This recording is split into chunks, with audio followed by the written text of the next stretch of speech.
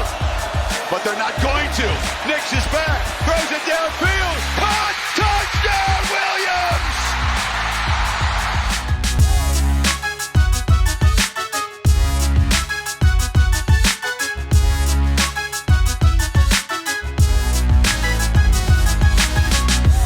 Salut à tous et bienvenue pour ce nouveau rendez-vous du Podcast Ball, 139e volet et surtout deuxième partie consacrée au top 25 de pré-saison de la rédaction de The Blue Pennant. Le champion en titre Alabama est-il toujours au sommet de la hiérarchie à nos yeux? Aura-t-on comme à la belle époque 5 équipes de conférence sec aux 5 premières places? C'est ce qu'on va savoir dans ce numéro en compagnie du fondateur de The Blue Pennant, Morgan Lagré. Salut Morgan. Salut Greg, bonjour à tout le monde. On va donc s'intéresser, après avoir évoqué dans un précédent podcast que vous pouvez retrouver notamment sur les meilleures plateformes, sur le site tout simplement de The Blue Pennant, les équipes qui ont manqué le cut ou qui figuraient de la 25e à la 16e position à aborder ce top 15, juste après une petite partie consacrée aux breaking news importantes, notamment du printemps. Je commence, Morgan, par un premier sujet brûlant. Pour faire un petit peu un bilan d'étape concrètement, savoir où on en est concernant la question des droits à l'image des étudiants athlètes. A priori, à l'heure actuelle, ça reste tout aussi opaque, on va dire. Tout aussi flou, l'art de la NCAA, on va parler en off, de décider, de ne rien décider, et c'est assez étonnant. Donc on rappelle, il y avait un rendez-vous du 1er juillet, où un rendez-vous qui avait été imposé à la NCAA finalement par certaines législations de plusieurs États aux États-Unis qui avaient décidé de prendre le taureau par les cornes en légiférant donc sur le droit à l'image des étudiants athlètes universitaires, en leur permettant de bénéficier de leur droit à l'image avec des contrats par exemple de publicité, ce genre de choses. La NCAA depuis 2 ans essaye de trouver une position consensuelle, mais surtout une position qui s'applique à tous les étudiants, parce que le risque, ce qu'on veut éviter surtout, c'est qu'il y ait une règle qui ne soit pas appliquée de la même façon en fonction de l'université où l'étudiant athlète se retrouve. Et bien depuis 2 ans, la NCAA a été incapable de légiférer, de trouver en tout cas un règlement qui convient à tout le monde. Il y a eu plusieurs tentatives de la NCAA, notamment sans pression sous le gouvernement, le gouvernement fédéral américain. Ils ont essayé de faire pression pour qu'il y ait une loi fédérale qui s'applique à tous les États. Vous savez que c'est un État fédéral aux États-Unis, il y a des lois fédérales. Donc au niveau du gouvernement américain, il y a des législations au sein des États. Eh bien, ils ont été incapables de le faire, ils ont fait pression, ils ont même été entendus par la Cour suprême américaine. Résultat, après 2 ans, on se retrouve à quelques jours, c'est même aujourd'hui que le 1er juillet arrive. Et il n'y a pas de législation encadrant le droit à l'image des étudiants athlètes. Alors les seules législations qui existent, ce sont celles des États qui ont décidé de légiférer. Si je me souviens bien, il y a l'Alabama, le Mississippi, le Kentucky, le Nevada, etc. Donc là, on va autoriser les étudiants athlètes à bénéficier d'argent en retour de leur droit à l'image. Par contre, eh bien, la NCAA a indiqué à toutes les facs qui font partie d'États qui n'ont pas légiféré de se débrouiller. Tout simplement, vous vous débrouillez, vous prenez, soit vous légiférez pas, soit vous avez un règlement interne, soit vous n'en avez pas, soit vous décidez de reporter une décision à plus tard. C'est le grand n'importe quoi, comme souvent avec la NCAA. Ça va être très intéressant parce qu'à mon avis, la NCAA risque de se faire déborder, à ne pas avoir trouvé de position consensuelle. Ils vont se faire déborder par la réalité, tout simplement. La réalité est que beaucoup d'étudiants athlètes font signer des contrats publicitaires, vont bénéficier de leur droit à l'image, et ce sera très difficile de faire marche arrière, de réimposer un règlement par la suite. Donc on va voir ce qui va se passer. Ça risque de créer, les conséquences vont être plutôt positives, on va dire, pour les étudiants. Pour l'intérêt du college football, il y a des vraies questions qui sont posées. C'est un avantage concurrentiel dans le processus de recrutement, promettre à des étudiants qui vont bénéficier de contrats publicitaires avec telle ou telle marque de sport, équipement, ou même le concessionnaire du coin. Et puis voilà, on risque de recréer potentiellement des super équipes, c'est-à-dire ça va, pour la parité, ça risque de pas être très. Ceux qui se plaignent actuellement que le college football est très déséquilibré, oui, c'est sûr. Ça risque de renforcer. A priori, c'est un élément qui risque d'être plutôt pas très positif pour les petites facs. Et comme... ça risque de renforcer, ça risque de rendre plus riches les riches actuels, ça c'est certain. C'est ça. Mais bon, après, j'invite les gens, parce que là, on va pas trop développer en l'occurrence. A priori, il y a un papier qui est prévu dans quelques jours sur le site de Blue Pennant. Tout à fait. Mais c'est vrai que bon, il y a toujours ce côté du côté de la NCAA à vouloir botter en touche et à avoir ce côté extrêmement conservateur dans une société qui bouge autour d'elle.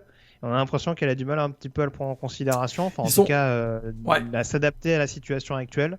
Ils sont pris par leur volonté de vouloir préserver l'amateurisme. Pour eux, je suis pas sûr que ce soit même un espèce de conservatisme ou c'est que vraiment, quoique, je veux dire l'inverse de ce que, mais je pense qu'ils sont attachés au principe d'amateurisme et ils voient d'un mauvais œil a priori tous les éléments qui peuvent remettre en cause le principe de l'amateurisme. Et certains des arguments d'ailleurs sont plutôt pertinents. Maintenant, comme tu le disais, c'est en décalage avec la réalité du monde dans lequel on vit, quoi. Ouais, c'est ça, parce que là, en plus, ça se voit. Enfin, si je prends un exemple qui est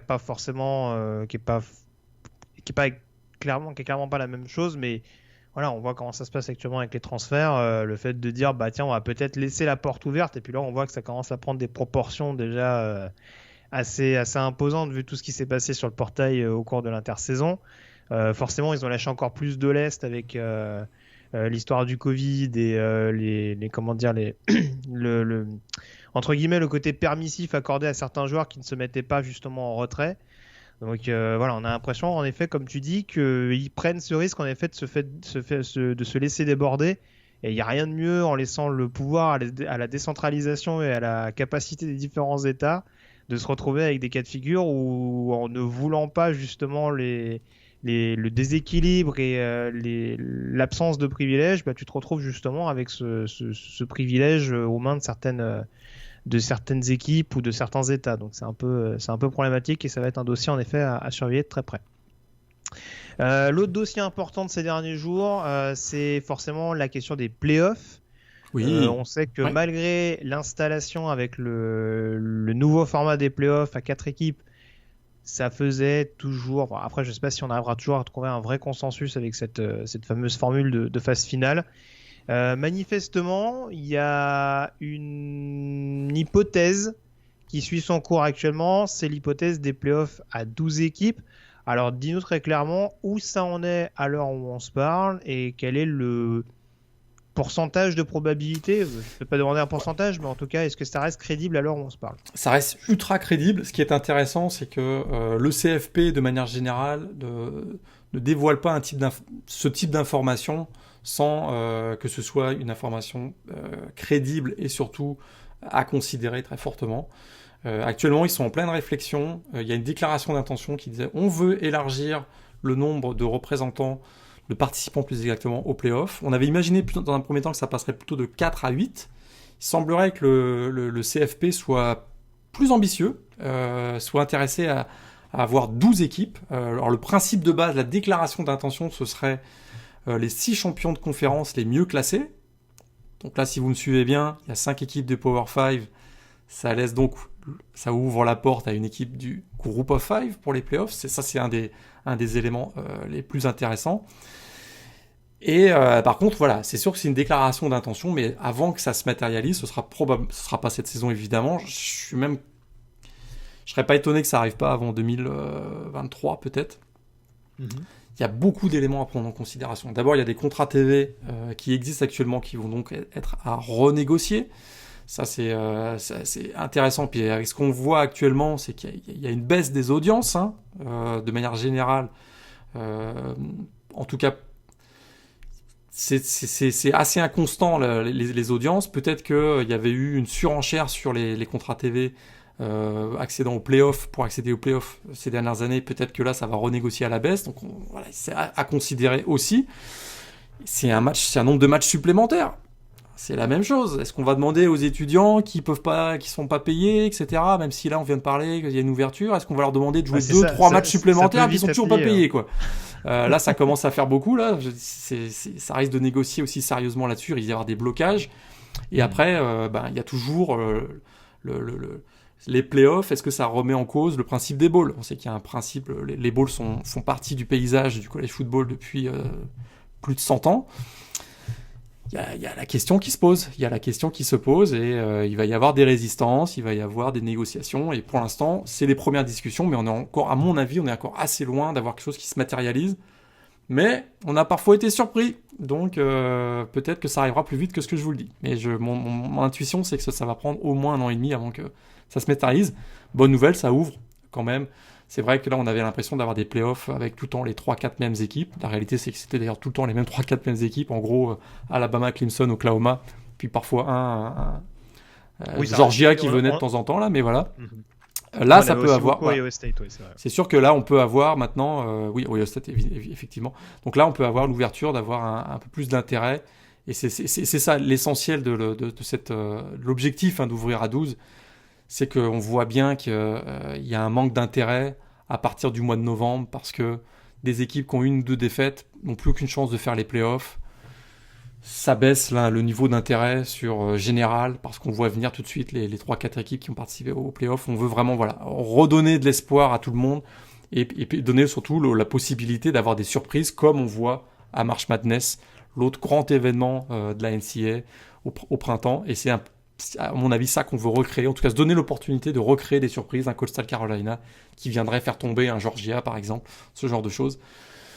Donc voilà, c'est plutôt intéressant, mais on est encore à mon avis assez loin parce qu'il y a plusieurs points d'interrogation sur la faisabilité même de ce principe. Mais c'est intéressant, je trouve que c'est vraiment intéressant. Oui, on suivra le dossier, on vous tiendra au courant bien entendu de l'évolution dès qu'il y aura un peu plus de choses, un peu plus de news officielles en préparation.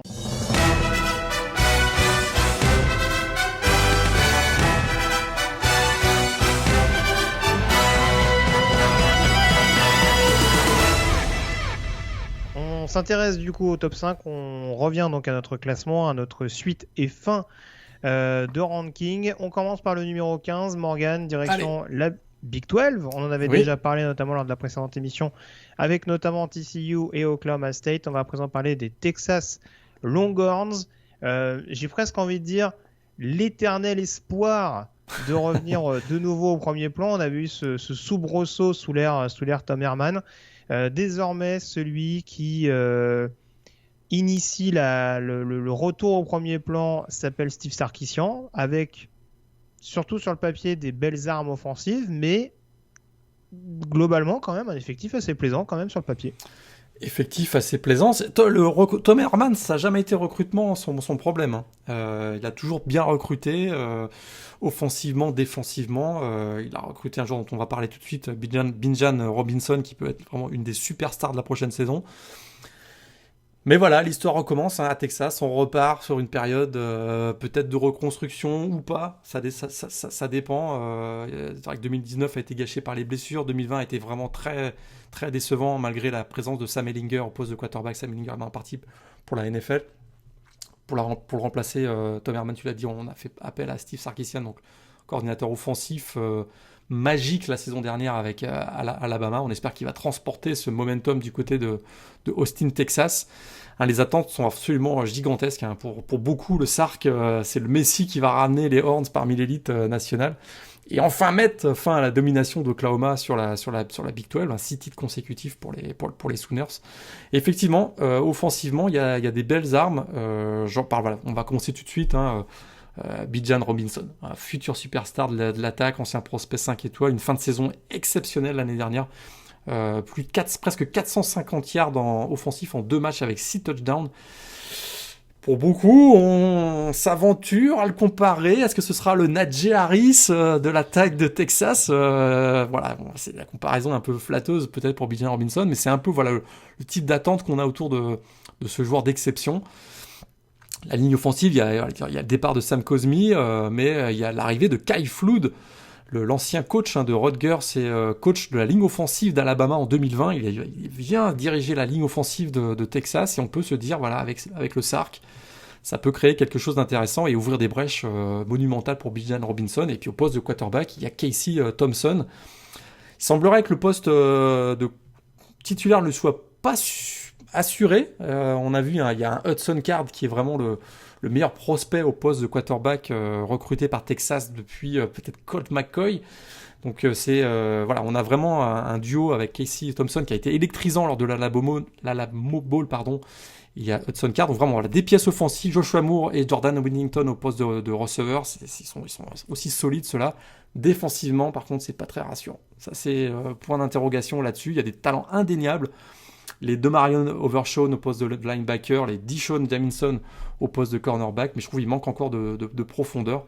Et ça va être un vrai défi pour Pete Kwiatkowski qui arrive de Washington, le coordinateur défensif. Il va instaurer un nouveau système. Point d'interrogation à ce niveau-là. Ils n'ont pas un calendrier... Ils ont un calendrier qui est plutôt favorable, pas évident, mais plutôt favorable quand même. Ils ont un match face à Louisiana qui peut être piégeux au début. Un déplacement à Iowa State qui sera pas évident. Mais en tout cas, bon, les attentes sont super élevées. La réalité fait que les transitions rapides entre deux coachs, ça arrive rarement au niveau NCAA, mais il y a de gros espoirs autour de ce programme de Texas. Voilà, on a beaucoup parlé de greffe dans ces previews, mais si ça prend bien, la mayonnaise prend bien du côté de Texas entre Sarkisian et son groupe, c'est une équipe qui peut être extrêmement dangereuse parce qu'il y a beaucoup de talent recruté par Tom Herman, il faut quand même le dire. Oui, c'est ça. Après, c'est vrai que en l'occurrence, la saison passée de Texas, c'est pas forcément mauvaise. Après, c'est sûr, et c'est ce qui en vient à poser la question autour de Steve Sarkisian. Moi, je trouve que c'est un excellent coach. Maintenant, la question, c'est de savoir quel est le niveau, en l'occurrence, qu'il peut atteindre, où il peut être vraiment convaincant au haut niveau. Ouais, parce que excellent coach. USC, on a vu que il y a des problèmes, il y a des problèmes autres. Encore une fois, on va pas insister lourdement là-dessus. Ça a compliqué les choses, mais il n'a pas forcément apporté à USC ce qu'il avait pu apporter, par exemple, à Washington précédemment. Et pourtant, le pourcentage de victoire lors de son passage à Washington et USC, c'est à peine 50%, c'est 56%. Donc c'est honorable, mais sans plus. Donc c'est vrai qu'il a surtout brillé par sa capacité à avoir rebondi après ses problèmes personnels du côté d'Alabama. Ça, c'est indiscutable. Et on sait qu'il a une relation très organique avec ses joueurs, on va dire. Et ça peut être un gros avantage. Mais en tant que head coach, ça avait été pas mal du côté Washington. USC, ils n'ont pas forcément gardé un très bon souvenir là-bas. Donc, c'est ça, à voir, quoi. Si tu veux, c'est un peu comme Lane Kiffin, par exemple. Je trouve qu'à Ole Miss, ça lui correspond parfaitement parce qu'il est malgré tout dans une grosse conférence, mais il reste quand même dans un programme plus d'outsider. Ce qui pouvait peut-être poser un peu plus problème quand il arrivait en NFL ou quand il était à la tête de USC. Dans ce genre de programme-là, au mine de rien, du côté de Texas, certes, on a cette perception parce que le programme est un peu plus en retrait ces dernières années, mais la pression dingue du côté d'Austin, elle est toujours là. Donc, même si en termes de résultats, par exemple, au niveau de l'État, ils sont derrière A&M, ça reste le programme, je pense, dont on en attend le plus du côté de l'État étoilé. Donc, à un moment donné, faut voir concrètement comment Steve Sarkisian peut répondre à ça. Parce qu'encore une fois, on a vu qu'un Tom Herman, sans être fabuleux, Tom Herman, il n'a pas fait du Jim Harbaugh à Texas, quoi. Je veux dire, c'était en deçà de ce qu'on espérait du côté de Texas, mais c'était pas des saisons catastrophiques. Ils avaient battu Georgia en bowl game, tu te souviens, le fameux Texas is back de Sam Ehlinger. Donc on était tout proche de se dire, ça y est, c'est reparti, quoi. Ils ont réussi malgré tout à taper Oklahoma, alors pas l'année passée où ils pouvaient justement leur mettre la tête sous l'eau, mais durant le mandat de Tom Herman, ils ont quand même réussi à le faire. Après Oklahoma est plus fort en effet, et malheureusement la grève s'est pas faite sur tout. Mais faudra voir, mais je trouve encore une fois que Steve Sarkisian part pas de zéro. Ça, c'est clairement l'avantage. Après, comment il va être capable de gérer cette pression-là, quand on se rappelle de son passage du côté du USC, c'est là où ça m'interpelle un peu plus. Mais moi, je te rejoins. Le talent, il est là. Offensivement, il n'y a pas un poste qui m'inquiète plus qu'un autre. Même en défense, en effet, même s'ils ont perdu Sam Cosmi, je trouve qu'il y a quand même un groupe qui est capable de rebondir derrière. Ils ont des bons receveurs. Les deux playmakers, quarterback, running back, quel que soit le QB, pardon. Je pense que ça peut être assez intéressant. Et puis en défense, tu as cité des joueurs intéressants. Je suis très curieux de voir ce que peut donner un Alfred Collins, par exemple, dont on a vu certains bons passages, notamment l'an passé. Mais voilà, s'ils arrivent à trouver cette colonne vertébrale, à régler leurs petits problèmes de blessure, notamment sur le poste de linebacker, parce que ce soit Overshawn ou d'autres joueurs sur la position, Ils n'ont pas été gâtés pendant la période printanière. Mais s'ils arrivent globalement à miser sur les mêmes éléments qu'ont permis à Texas de surnager un plus en 2020, ça peut être une équipe en tout cas qui peut espérer, comme l'an passé en l'occurrence, aller chercher au moins une finale de conférence. Donc voilà, mais c'est vrai que d'emblée, je ne sais pas trop si on peut se dire que top 15, c'est un peu boursouflé. Je ne sais pas s'ils sont forcément beaucoup plus forts qu'Oklahoma State sur la forme globale. Après, c'est sûr qu'en termes d'excitation et de nom sur le papier, ça vend un peu plus de rêves, ça donne un peu plus de perspectives intéressantes, je trouve. On passe au numéro 14 à présent et on reste sur un programme très en vue où la pression n'est pas nulle. Ouais. Loin de là, on va parler des Miami Hurricanes. Bon rebond notamment pour l'équipe de Manny Diaz l'an passé. Pardon, il va y avoir pas mal de petits soucis à régler notamment au cours de cette saison. On sait qu'a priori sur le poste de quarterback, ils ont D'Eriq King qui rempile après avoir transféré de Houston l'an passé. La question, c'est de savoir comment il sera remis de sa blessure contractée lors du bowl de la saison dernière. Ça, c'est quand même pas anodin, en l'occurrence, parce qu'il n'y a pas eu de préparation du tout pendant le printemps. Donc, ça va être vraiment un saut dans l'inconnu. Même si on a vu des belles promesses, notamment de la part de Garcia et Van Dyke, les deux freshmen, recrutés respectivement l'an passé et l'année d'avant. On attendra de voir le backfield offensif également avec Adon Cheney, dont on attend de belles promesses derrière Cameron Harris. Et ce qui incite toujours à surveiller cette équipe de Miami, c'est notamment la défense, surtout sous la coupe de Manny Diaz, qui on le rappelle est un ancien coordinateur défensif. Du talent, il y en a partout, ça c'est indéniable. J'ai pas parlé des transferts en attaque, avec Charleston Rambo notamment en doublon de Mike Harley sur le poste de receveur. Mais en défense, c'est vrai qu'il y a cette interrogation sur le poste de pass rush. Ils ont quand même perdu beaucoup. Jalen Phillips, Quincy Roach, Grégory Rousseau, donc forcément ça soulève quelques interrogations. Parlant de transfert, il y a DeAndre Johnson qui arrive de Tennessee mais qui n'a pas non plus bluffé du côté de Knoxville. On a également Jafari Harvey mais qui est encore un petit peu jeune. Du coup on va peut-être replacer Zach McLeod de linebacker à edge rusher dans une position qu'il découvre. Donc c'est vrai qu'encore une fois il y a des belles promesses, un spring break qui laisse penser que Miami a des armes sur le papier. Maintenant, c'est toujours la même chose, il faut confirmer. Et sur un match, cette équipe de Miami, elle ne nous rassure pas toujours à 100%. Je suis tout à fait d'accord avec ton analyse. C'est vrai que, encore une fois, Manny Diaz a été très actif sur le portail des transferts. On t'a parlé de Charlton Rambo, mais il y a aussi Tyreke Stevenson qui arrive de Georgia, DJ Ivy aussi. Oui. DJ Ivy, non, il était pas, c'est pas un transféré, mais t'as parlé du pass rush, la défense contre la course, c'était pas terrible l'an dernier non plus, souviens-toi. Non. Puis j'ai pas vu je vois pas une grosse amélioration dans ce secteur, ce qui m'inquiète un petit peu. Bon, peut-être que, alors l'espoir, il y a Jonathan Ford qui est toujours de retour, Nesta Silvera aussi. Il y a le 5 étoiles Leonard Taylor. Ça, c'est au fond de defensive tackles. Il peut jouer peut-être dès 2021. Mais voilà, le second rideau, il y a aussi beaucoup d'interrogations. Et puis surtout, ils peuvent prendre un coup de massue d'entrée, quoi. Parce qu'ils jouent à Alabama en kick-off game, quoi. Ah, c'est pas le meilleur choix, ouais. Là, ça m'inquiète un peu. On n'a pas vu Bama perdre souvent des premières semaines contre des grosses écuries du Power. Il y a un autre quarterback floridien, si tu te souviens bien, il y a quelques années. Quarterback de Florida State en kick-off game, qui s'en était pas remis. Donc D'Eriq King qui revient d'une blessure, il peut souffrir dans ce match face à Alabama. On ne lui souhaite pas qu'il se reblesse évidemment, mais ce serait catastrophique s'il y avait une blessure de D'Eriq King pour la saison des Hurricanes, quoi. Donc 14 pour toi c'est haut ou ça reste quand même assez... Ouais, je sais plus combien tu les avais classés, j'avoue. La question. Je les avais mis à peu près là, je crois. J'étais dans le top 15. J'avais mis top 15. Je l'ai plus sous les yeux là, je t'avoue le classement, mais moi ça me convient plutôt pas mal, quoi. Plutôt pas mal. Mais ça risque d'être juste pour renverser l'hégémonie de Clemson dans la CC quand même. Je pense que ce sera un peu difficile, quoi. C'est sûr. Et moi, ce qui m'embête un peu, c'est vrai que je l'ai pas cité.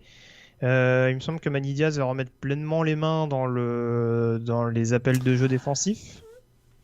Avec le départ le double chapeau. Avec le départ de Blake Baker du côté de LSU, justement, puisqu'on parlait lors du précédent podcast d'un coaching staff flambant neuf du côté de Bâton Rouge, et il en fait partie. Donc il y a ce côté-là où en effet on était relativement inquiet à la fin de la saison 2019, à la fin de ce bowl contre Louisiana Tech. On s'est dit oula, on ne sait pas dans quelle direction va Manny Diaz. Il y a eu un rebond en 2020, mais il faudrait pas qu'ils se grisent trop et qu'ils se disent tout de suite bon allez les gars, c'est bon, je sais ce que je fais. Je ne doute pas de la compétence de Manny Diaz à diriger une défense, il l'a déjà fait par le passé et très bien. Mais voilà, à trop s'éparpiller encore une fois dans un programme assez exigeant. Et voilà, malgré tout, il y a toujours cette pression du côté de Miami de remporter enfin la CC. Et là, pour le coup, ils seront clairement pas favoris encore cette année.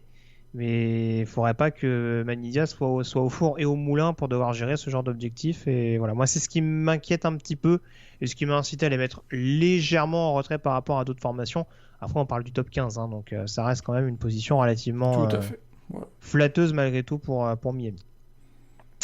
On s'intéresse au numéro 13 à présent, Morgan. On fait que des grosses écuries, que des programmes avec des grosses traditions. Les USC Trojans, classés numéro 13. Alors là, c'est pareil du côté de cette équipe de USC, pardon. Je parlais du coaching staff. Hein. On a presque l'impression que chaque année, Clay Helton, c'est sous respiration artificielle, si je peux parler ainsi. Tout à fait. On avait parlé avec Arizona State d'un début de saison de USC l'an passé un petit peu compliqué, hein, en tout cas sur le fil du rasoir. Est-ce qu'il y a des éléments qui te rassurent du côté de cette équipe de Southern California? Clay Helton, 8e saison, quand même. C'est vrai qu'il y a une petite stabilité à ce poste, même s'il y a encore eu un changement. Je crois que c'est le 14e coach assistant qui a été renvoyé par Clayton à l'intersaison. On parle de Tim Drevno, le coach de la ligne offensive, qui a été remplacé par Clay Maguire, l'ancien de... D'ailleurs, il retrouve Cliff Kingsbury, puisqu'il était l'ancien coach de la ligne offensive de Mike Leach du côté de Wazoo.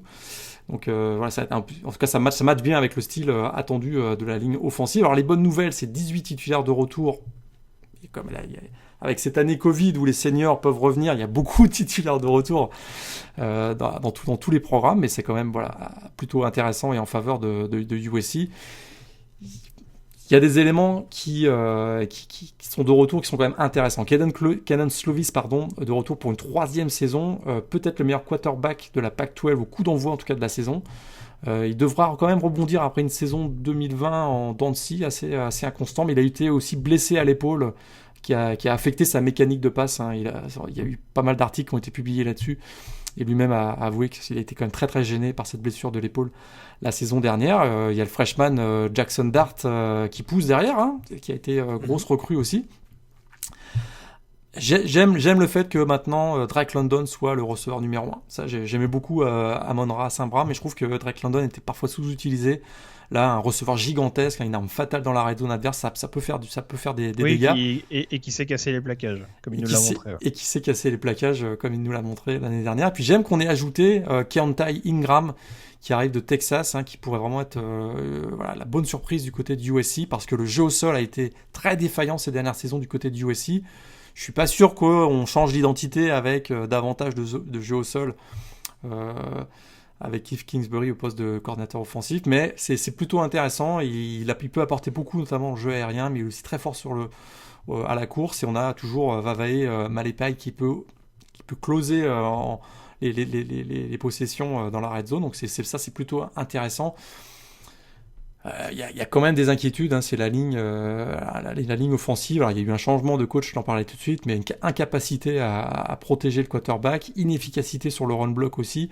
De manière générale, il y a une indiscipline générale, hein, offensivement, avec beaucoup de pénalités offensives, mais aussi défensivement. Il faudra vraiment responsabiliser le groupe pendant l'intersaison. Ce sera un des gros défis, à mon avis, de Clayton. Puis c'est vrai qu'en défense, il y a eu des gros départs quand même. Jay Tufele, Marlon Tuipulotu, Ola Jai Griffin au poste de cornerback, Talanoa Ufanga, c'est quand même des gros leaders. Là, Todd Orlando, le coordinateur défensif, va avoir vraiment besoin de très très bien travailler parce que il y a eu des lourdes pertes, il y a des joueurs intéressants, Drake Jackson au poste de defensive end.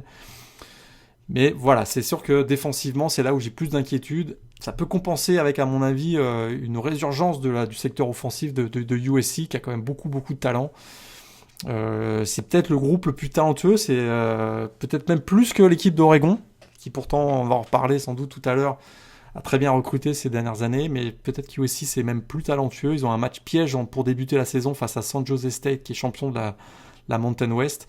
Ils auront aussi un déplacement à Notre-Dame, mais si ça se passe bien pour Clayton Slovis, lui qui est bien entouré avec pas mal de playmakers, c'est une équipe qui peut retourner en finale de conférence Pac-12. Ce sera juste pour les playoffs cette année, c'est certain à mon avis. Oui, c'est sûr, en effet, de cette équipe de USC, il y a quand même énormément de talent à tous les étages. Moi, j'avoue, je suis pas je suis pas fan de leur backfield offensif. Je dis pas que les joueurs que tu as cités sont pas bons, hein, loin s'en faut, mais voilà, ça manque peut-être d'un playmaker. Ouais. On va dire qu'on peut avoir de nouveau un comité assez intéressant, mais s'il n'y a pas un running back qui tourne, on va se retrouver encore avec cette pression excessive mise sur les épaules de Slovis. Tout à fait. D'ailleurs, c'est pas tout à fait le sujet. Tout à l'heure, je parlais de Cliff Kingsbury, vous avez compris, c'est Graham Harrell, évidemment, le coordinateur offensif. Je m'excuse, c'était une erreur de ma part, mais c'est pas forcément primordial d'avoir des gros running backs dans ce système de jeu. C'est plutôt des joueurs polyvalents. Puis là, je trouve qu'en rajoutant Keontae Ingram, ça correspond bien au système de jeu de Graham Harrell. Mais je suis d'accord avec toi, on n'a pas de Reggie Bush dans cette équipe, quoi. Oui, c'est ça. C'est peut-être moi qui fais mon vieux boomer et qui du coup me dit attendez, il faut des running backs à USC. Après, je partage tes inquiétudes sur la O-line. Il me semble justement qu'ils ont des gros espoirs. Je crois que c'est sur Courtland Ford qui a montré des choses assez intéressantes. Mais, le redshirt freshman et on attend de voir s'il peut être un bon tackle gauche assez rapidement. Parce qu'en effet, en plus avec le départ d'Elijah Vera Tucker, ça va pas forcément être à prendre à la légère. Après, en effet, c'est pareil, défensivement, oui, en effet, il y a des bonnes armes, mais est-ce que c'est vraiment une défense hyper incisive On va voir ce que ça peut donner pour la deuxième année de Todd Orlando. Mais c'est vrai que c'est un peu toujours le même problème avec USC. Ça fait partie.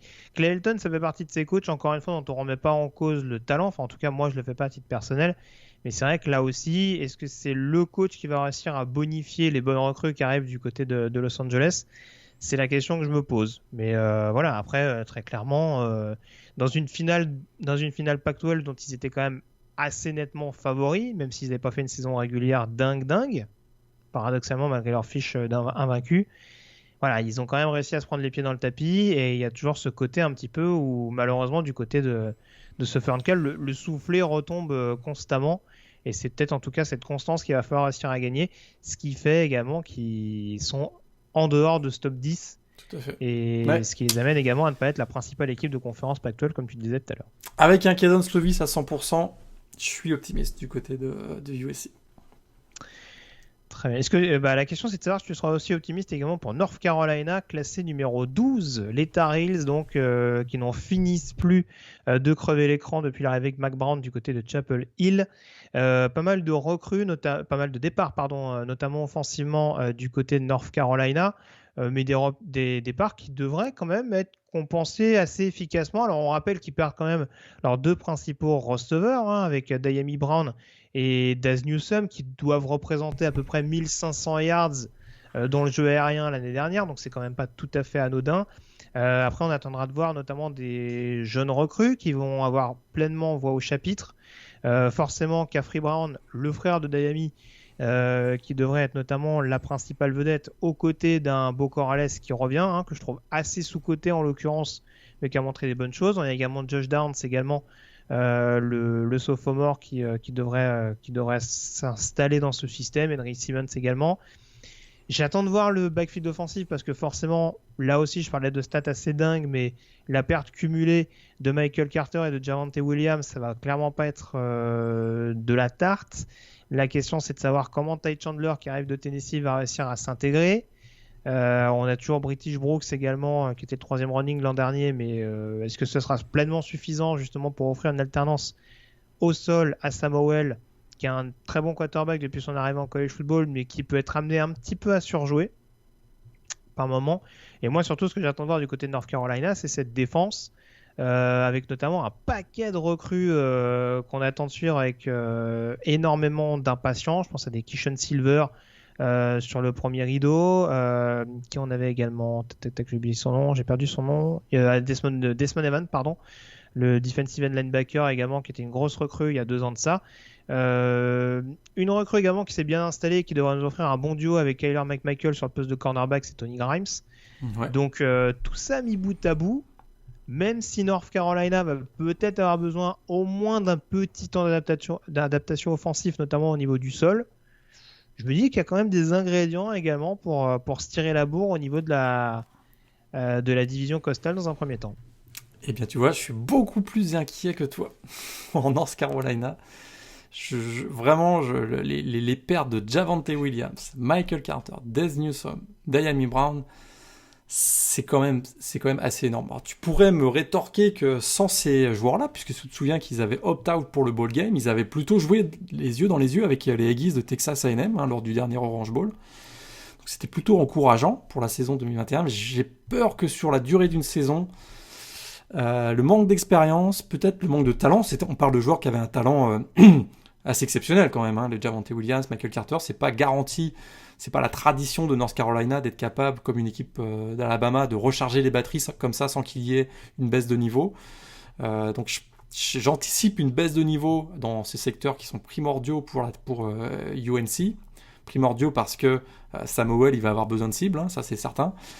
Et donc je serais pas surpris qu'il y ait une petite baisse de régime de cette équipe des Tar Heels qui a vraiment été étonnant depuis l'arrivée et le retour de Mack Brown. Alors ils ont certainement le meilleur quarterback donc, de la conférence, c'est indiscutable, avec Samuel qui a des meilleurs stats que Trevor Lawrence l'année dernière, sur la saison dernière, ça c'était indiscutable. Il y a une Noël qui est de retour au complet, c'est certain, mais j'ai quand même quelques petits doutes. Je partage avec toi les inquiétudes en défense, notamment contre la passe, ça avait été très difficile l'année dernière, malgré les joueurs dont on parle régulièrement, les Tony Grimes, les Storm Duck aussi au poste de cornerback. Donc, puis le front fort, j'avais pas toujours été impressionné par le pass rush. Je me dis que il va falloir qu'il y ait beaucoup de points d'interrogation, je trouve, et particulièrement à des postes clés en attaque. Running back, receveur. Je suis moins enthousiaste, tu vois, que ça reste une équipe solide, ça reste une équipe qui va jouer les premiers rôles dans la CC. Mais tu vois, l'année dernière, par exemple, ils avaient seulement gagné 3 matchs contre des équipes avec un bilan positif. Une équipe qui finit à 8-4. Et ils avaient eu des défaites contre Virginia, FSU. Voilà, c'est une équipe qui a parfois du mal à franchir un cap, malgré la présence de gros joueurs comme ils avaient l'an dernier. Je suis encore, tu vois, je vois plus Miami que North Carolina, par exemple, dans la division Coastal. Ça, on en reparlera dans la preview plus tard. Il paraît. Parlons d'équipe surcotée. Allez. Ça, c'est gratuit. Je ne t'entends plus. Parlons d'équipe surcotée. Parlons du numéro 11. Non, en plus ils sont pas surcotés. On les met 11. J'ai pas l'impression qu'on les surcote, là. Alors, non seulement, je suis d'accord avec toi, ils sont pas surcotés. Tu les avais mis plus haut en plus. Certains les ont même mis plus haut. Comme toi, par exemple. Et tout à fait. Alors, ça arrive pas tous les ans. Je pense qu'il faut enregistrer cette partie de l'émission. J'ai mis Notre-Dame plus haut que Morgan. En effet, les Fighting Irish classés numéro 11. Il y a eu pas mal de départs, notamment celui de Ian Book. Est-ce que c'est notamment ça qui t'inquiète un peu plus, au point d'être un peu plus vigilant que moi? Qu'est-ce qui t'incite à ne pas les mettre dans le top 10 en l'occurrence?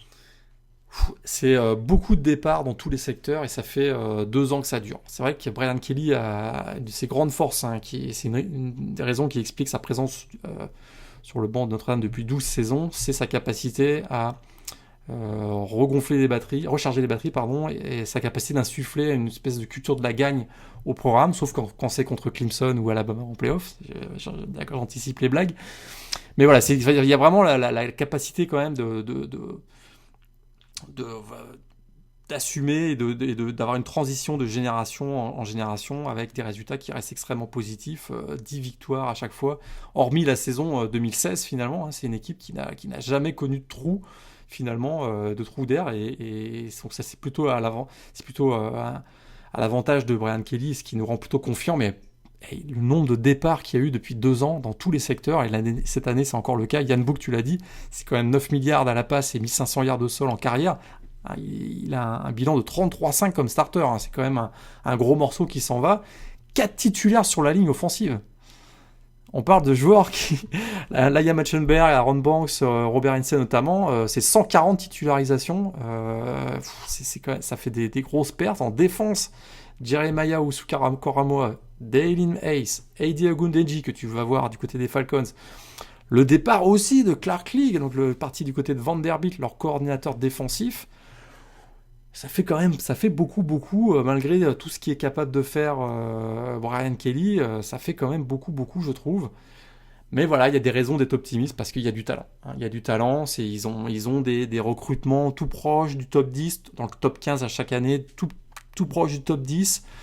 Et voilà, ils ont quand même du talent indéniable, notamment au poste il y a une nouvelle génération, on va dire, de playmakers qui arrivent, incarnés par Kyren Williams, Chris Tyree notamment, le Titan dont tout le monde parle, le Baby Gronk, Michael Mayer qui est là, qui va arriver, donc qui est de retour, groupe de receveurs intéressants, Kevin Austin, Avery Davis, Lawrence Keys, qui sont tous des joueurs seniors qui étaient arrivés avec un gros potentiel lors de leur recrutement, qui n'ont pas encore... faut juste qu'ils restent en forme. Voilà, c'est ça. C'est plus les receveurs fragiles en attaque qui m'inquiètent un peu plus. Et forcément, la question du quarterback. Alors, on ne sait pas aujourd'hui si ce sera Jack Cohn en transfuge de Wisconsin ou Drew Pine, a priori, que tu es censé prendre la suite.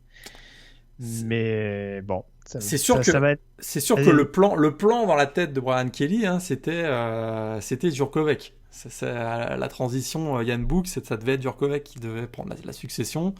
On sait que Jurkovec est parti du côté de Boston College, donc là, ça va être Jack Cohen, qui est un quarterback qui a déjà emmené son équipe au Rose Bowl quand même, au Wisconsin 2019, on l'a pas oublié, il a perdu sa place de titulaire l'année dernière, non pas pour des méformes ou des contre-performances, mais à cause d'une blessure qui a ouvert la porte à Graham Mertz du côté de Wisconsin. Donc, écoute, un quarterback à 70% de réussite à la passe, on n'a pas vu ça à Notre-Dame depuis bien longtemps quand même, donc c'est quand même pas si mal.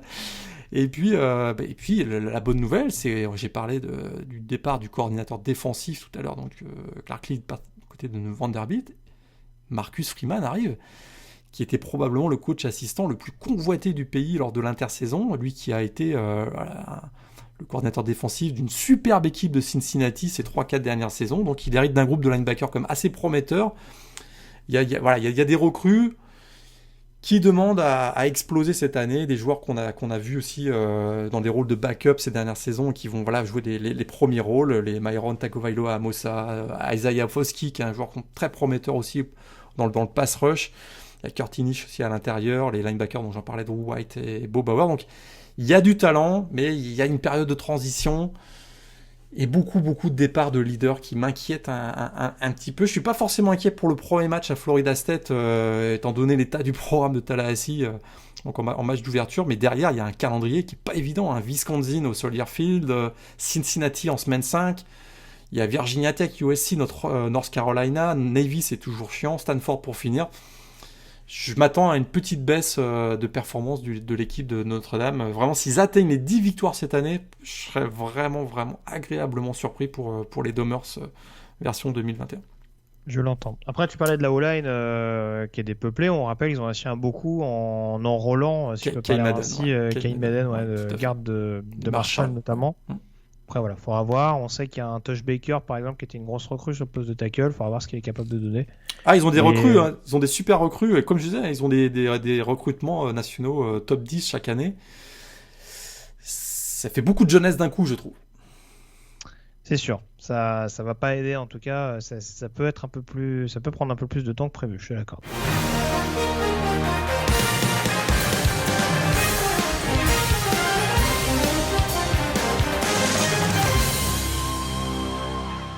On entre donc dans le top 10. Tu parlais de Marcus Freeman tout à l'heure, ancien coordinateur défensif de Cincinnati. Ça tombe bien, on a une équipe du Group of 5 dans le top 10, les Cincinnati Bearcats, donc, qui avaient disputé un bowl majeur l'an passé, perdu de très peu face à Georgia. Il me semble que c'était 24-21. Pitch Bowl. Le Pitch Bowl. J'ai toujours un doute. Je sais que ça se joue à Atlanta, mais j'ai toujours un doute sur le nom du bowl. Ils y avaient cru jusqu'au bout, Cincinnati. Alors, beaucoup d'ingrédients relativement similaires du côté de cette équipe des Bearcats. On s'est accordé, en tout cas, on a fait le boulot du côté de Luke Fickell, le head coach, pour essayer de garder un maximum de monde. Un des plus beaux coups, c'est celui d'avoir gardé Desmond Ridder, quarterback senior qui aurait pu filer du côté de la draft et qui finalement rempile dans l'Ohio. Ouais. Alors le casting autour de lui, il perd notamment un Gary Doaks sur le poste de running back, pardon. Après, on espère notamment le retour en forme d'un Jerome Ford au niveau du backfield offensif, l'ancien d'Alabama.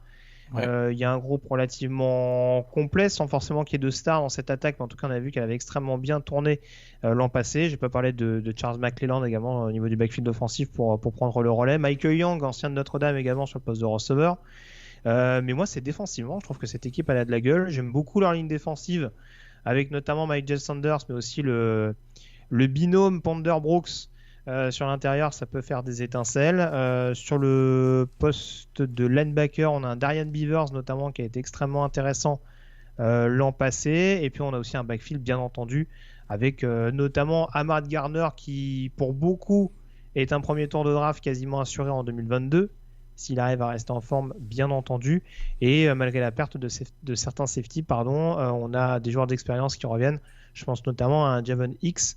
Donc très franchement, globalement, le groupe, il est extrêmement solide pour espérer au moins remettre la main sur la conférence AAC et pourquoi pas s'inviter de nouveau à un bowl majeur. À part un ou deux joueurs, dont Gary Doaks, donc au poste de running back, c'est la même équipe que l'année dernière. Écoute, je pense qu'il y a 19 titulaires de retour.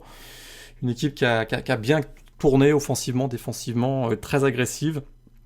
Oui, il y a le départ de Marcus Freeman pour Notre-Dame, on en parlait tout de suite, remplacé par Mike Tressel, l'ancien de Michigan, donc je pense que la transition va bien se faire.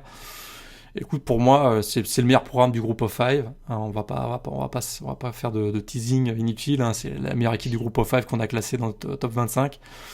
C'est à mon avis la vraie chance dans un playoff à 4. Ça reste la meilleure chance du Group of Five pour aller placer une équipe.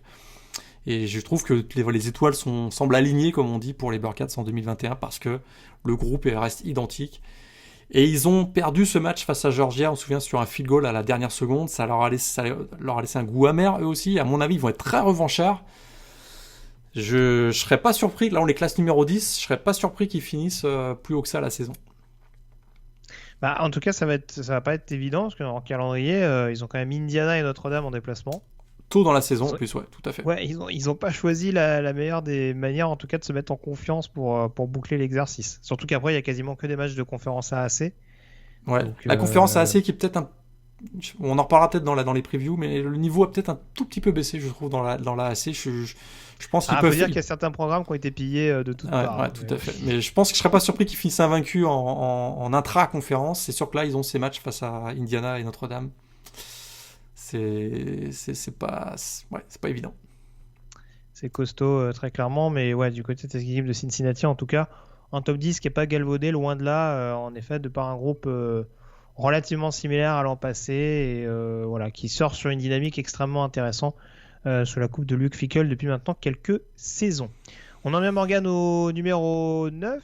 Alors là aussi, il va peut-être y avoir un débat. Ils n'ont pas été classés de la même manière par tout le monde. Ouais.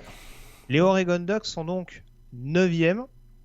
Alors dis-nous un petit peu ce que toi tu en penses à titre personnel et du coup ce qui te rassure et ou inquiète dans cette équipe d'Oregon. Moi je les avais classés plus bas, je pense, dans mon classement. Bon. Quand on dit plus bas, je crois que leur plus mauvaise c'est 13e place. Ouais, c'est ça. Je pense que j'ai peut-être mis 11 ou 12 si je me souviens bien. Mais, voilà. Encore une fois, un peu comme les équipes de la Pac-12, je m'attarde pas trop à leur saison dernière. Hein, voilà, ça a été tellement compliqué, un début de saison tardif, des protocoles Covid qui s'appliquaient de manière très rigoureuse, qui leur imposaient. Voilà, c'est bon. Ils finissent 4-3, champions, ils se qualifient, ils sont invités à la finale puisque qualifiés à la finale. Ils battent USC, ils n'ont pas volé leur titre. Derrière, ils sont battus au Fiesta Bowl face à Iowa State. Ils ont un talent énorme au sein de l'effectif, 3 classes de recrues dans le top 10 national, donc c'est indiscutable qu'il y a du talent dans cette équipe, incarné par évidemment celui dont on dit qu'il sera le meilleur défenseur de la saison, Kayvon Thibodeaux, le pass rusher, peut-être même le numéro 1 de la draft. Je m'avance un peu, 2022, on en parlera. Mais maintenant, il faut confirmer et pas gâcher tout ce talent accumulé depuis 2019. C'est probablement peut-être plus que USC, je vais dire l'inverse de ce que je disais tout à l'heure, mais j'assume le classement d'Oregon numéro 9, c'est peut-être la meilleure chance de la Pac-12 de placer une équipe en playoff. Il y aura ce match du 11 septembre à Ohio State qui va être extrêmement intéressant. Moi, j'ai une vraie incertitude, c'est vraiment le poste de quarterback. On sait qu'à l'intersaison, Tyler Shaw est parti donc de Texas Tech sans avoir vraiment convaincu l'année dernière et même avoir partagé les snaps lors du Fiesta Bowl avec Anthony Brown. Et Anthony Brown, faites-moi confiance, je l'ai vu souvent avec Boston College, 28 titularisations. J'attends de voir. J'attends de voir. Peut-être que Joe Moorhead pourra en faire quelque chose de plus convaincant. Peut-être qu'il pourra en faire convaincant ou même pas le titulariser. Je suis d'accord avec toi pour une équipe qui vise au moins une place en playoff, parce que je pense que les objectifs d'Oregon doivent être ceux-là, au moins de confirmer un titre de conférence Pac-12, mais en tout cas sur le papier, de par les nombreuses classes de recrues qui ont été les leurs, et en effet, avec tous les soucis qui ont été ceux qu'ils ont connus l'an passé, réussir à sauver les meubles de la manière dont ils les ont sauvés. Je pense qu'il y a quand même moyen d'avoir des gros objectifs du côté d'Oregon, même si encore une fois il y a un changement de coordinateur défensif, avec le départ, on l'avait précisé, d'Andy Avalos du côté de Boise State, remplacé par Tim DeRuyter, ancien head coach notamment de Fresno, et qui était à California ces dernières années. On voit qu'à Cal, c'est pas trop mal passé défensivement. Et on voit ce qu'il avait fait avec Von Miller quand il était du côté de Texas A&M. Donc intéressant, Tim DeRuyter. Donc voilà, c'est sûr qu'on peut se dire qu'ils perdent offensivement également Penei Sewell, mais Penei Sewell s'était mis en retrait l'an passé, donc ils ont quand même déjà plus ou moins anticipé là-dessus. Donc, mais c'est vrai que est-ce que Anthony Brown c'est pas un peu trop léger, surtout qu'il n'y a pas vraiment une grosse recrue à mes yeux à lui mettre en concurrence. Il y a Ty Thompson quand même. Ty Thompson, c'est peut-être un peu tôt pour lui. On fonde beaucoup d'espoir en lui, mais dès 2021, c'est peut-être un peu tôt. En tout cas, s'il pense donner les clés à Ty Thompson dès 2021, c'est osé quoi. Je trouve ça un peu osé, mais peut-être qu'à l'entraînement, il a convaincu le coaching staff. Mais pour moi, ça va démarrer avec Anthony Brown. Et puis je suis pas convaincu. Comme je disais tout à l'heure, je suis pas convaincu. Après, ils ont une bonne classe de receveurs. Enfin, ils ont un bon groupe de receveurs, je trouve globalement. Qui revient quasiment au complet. Johnny Johnson, Jalen Red. Les sophomores Troy Franklin, il y a aussi Dante Danton, donc c'est assez intéressant. La ligne offensive est aussi de retour. On se souvient qu'en 2020, c'était une ligne offensive complètement renouvelée. Ils ont eu toute la saison pour développer une certaine chimie, donc ça peut être assez intéressant. Pour moi, j'ai l'impression que c'est plutôt une identité défensive qu'on va avoir chez les Dogs cette année. Je pense aussi, parce que il y a le potentiel d'être vraiment fabuleux. On parlait de Kevin Thibodeau tout à l'heure. Il a il a fini la saison dernière en force, là, littéralement. Et puis, il y a des pépites derrière, les Noah Sewell et Justin Flo au poste de linebacker. Le defensive back sont très intéressants aussi. Michael Wright, Jamal Hill, Verande McKinley. Donc, c'est juste peut-être la défense contre la course qu'il va falloir. On veut voir, on ne sait pas trop qui va compenser les départs de Jordan Scott, notamment, et de Austin Faoliu, mais. Comme on le disait tout à l'heure, ils n'ont pas le choix. Il y a trop de talent dans cette équipe pour qu'ils puissent se contenter des miettes et ne pas viser les playoffs, tout simplement. Après, j'ai dit que leur objectif devait être les playoffs. Il me semble pas que tu l'aies dit, mais Ohio State en deuxième semaine quand même. Ils ont Ohio State en deuxième semaine et à ce moment-là de la saison, j'ai l'impression que Ohio State sera plus avancé que Oregon dans son développement. Mais ça, c'est juste mon point de vue. On en parlera tout à l'heure avec Ohio State. Donc ça c'est sûr que ça va pas faciliter la tâche en ce sens, mais Ohio State on en parlera sans doute tout à l'heure. Donc en tout cas Oregon classé numéro 9 de ce top 25. On passe à présent au numéro 8, les Florida Gators, classé numéro 8, dernier finaliste de la conférence SEC et dernier champion de la division SEC Est, en l'occurrence du côté de Florida. Alors j'avoue à titre personnel je les avais mis un poil plus haut. Je pense qu'on va revenir à peu près sur les mêmes questions que du côté d'Oregon. Enfin, en tout cas, il y a forcément cette interrogation concernant le poste de quarterback. Parce qu'on a un Kyle Trask qui était stratosphérique l'an passé et qui est remplacé par un Emory Jones, dont on a un peu plus d'incertitude sur l'aptitude à jouer dans les airs. Après, moi, j'avoue que sur le papier, je me fais pas trop de soucis parce que j'ai du mal à voir vraiment un poste où Florida est décevant. Et je pense... Titan peut-être. Ah, quoique, d'ailleurs, pas sûr d'ailleurs. Ouais, je suis pas sûr du tout. Kemoray Gamble pas mal l'année dernière quand on l'a vu. Je suis pas sûr du tout. Et alors, encore une fois, c'est sûr, je vais te laisser développer après, mais c'est sûr que sur le poste au niveau des cibles, on peut pas passer du jour au lendemain enfin, on peut pas occulter du jour au lendemain les départs de Kadarius Toney, de Kyle Pitts et de Trevon Grimes. Mais très franchement, je trouve que malgré tout, ils ont des receveurs. Alors, moins des receveurs de poche. Il y a beaucoup de très grands receveurs, je trouve, dans cette escouade de Florida. Justin Shorter, notamment. Qui est... Ah ouais, mais qui porte mal son nom, du coup. Oui. Mais Justin Shorter, Jacob Copeland, dont on a vu des bonnes choses ces derniers mois. Je suis très intrigué à l'idée de voir un Xavier Henderson cette année. Donc, très franchement, Emory Jones. Et puis, moi, j'ai presque envie de dire, au-delà d'Emory Jones, moi, j'ai presque envie de dire, moi, je fais une pleine confiance à Dan Mullen. Moi, j'ai l'impression qu'on donne un crayon à Dan Mullen, il en fait un bon quarterback. Donc, sans vouloir exagérer un petit peu, j'ai rarement vu des mauvais QB avec Dan Mullen. Et je me dis qu'Emory Jones, même s'il a plus un profil double menace que Kyle Trask, je pense qu'il est quand même capable de compenser ça et de réussir à donner une certaine dynamique à cette équipe qui en plus a un bon comité de coureurs qui sera surveillé de près. Je nuance un petit peu. Tu as raison, Dan Mullen, écoute, c'est 29 victoires en 3 saisons depuis son arrivée, mais d'un autre côté, Emory Jones, ça fait 4 ans qu'il est là. Puis lorsqu'il a fallu choisir entre Kyle Trask et Emory Jones ces dernières saisons, on a choisi Kyle Trask. Donc j'ai du mal à ce qu'on me vende que c'est une progression de mettre titulariser Emory Jones. Je dis pas que c'est ce que tu m'as dit, mais des fois j'entends Emory Jones, la transition va se faire. Pour moi, c'est un quarterback de 43 TD qui vient de partir à Florida. Et on le remplace par un backup qui a jamais réussi à renverser Kyle Trask. Donc je me dis... Après, le backup, c'est qui? C'est Anthony Richardson? Ouais. Vaut mieux que ça marche pas. Encore une fois, concrètement, on ne sait pas vraiment ce que valent les deux QB, mais bon. Je me dis encore une fois, je pense que Dan Mullen est suffisamment intelligent pour gommer les défauts et réussir à faire en sorte que ça roule pas trop mal. Et à mon avis, il va aussi ajuster son système en fonction de l'effectif qu'il a. Et au poste de running back, par contre, là c'est costaud. Dameon Pierce, Malik Davis ont fait le boulot. Il y a Naquan Wright qui est plutôt prometteur. Et puis ils ont réussi un des gros coups de l'intersaison.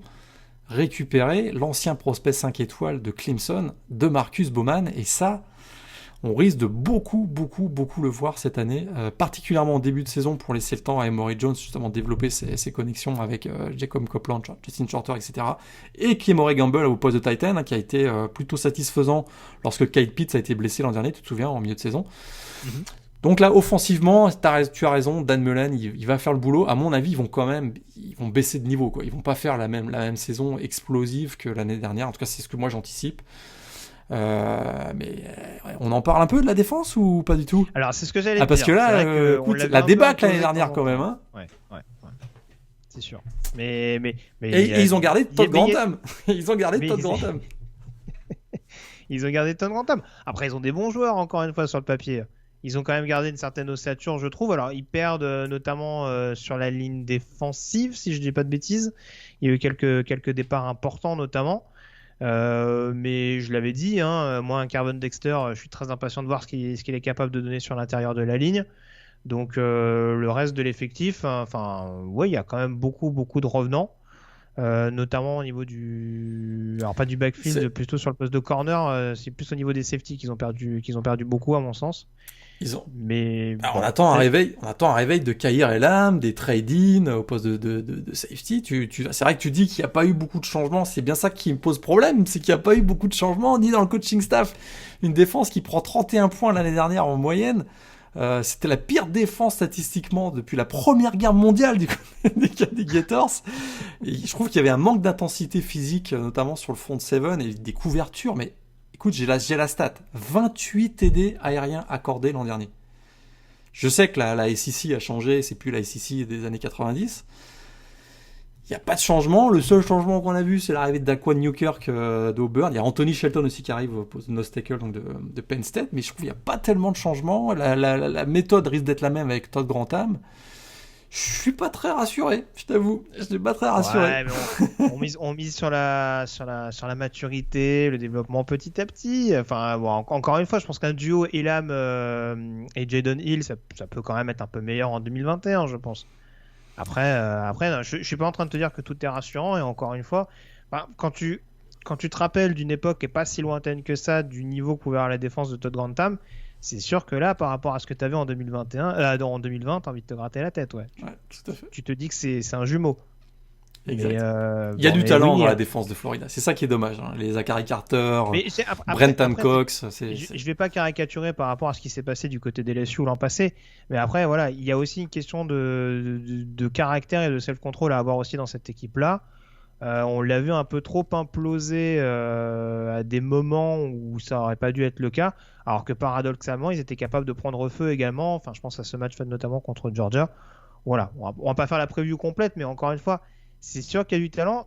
Du coup, si je te pose la question, pour toi, numéro 8, c'est peut-être un peu trop haut à l'heure où on se parle?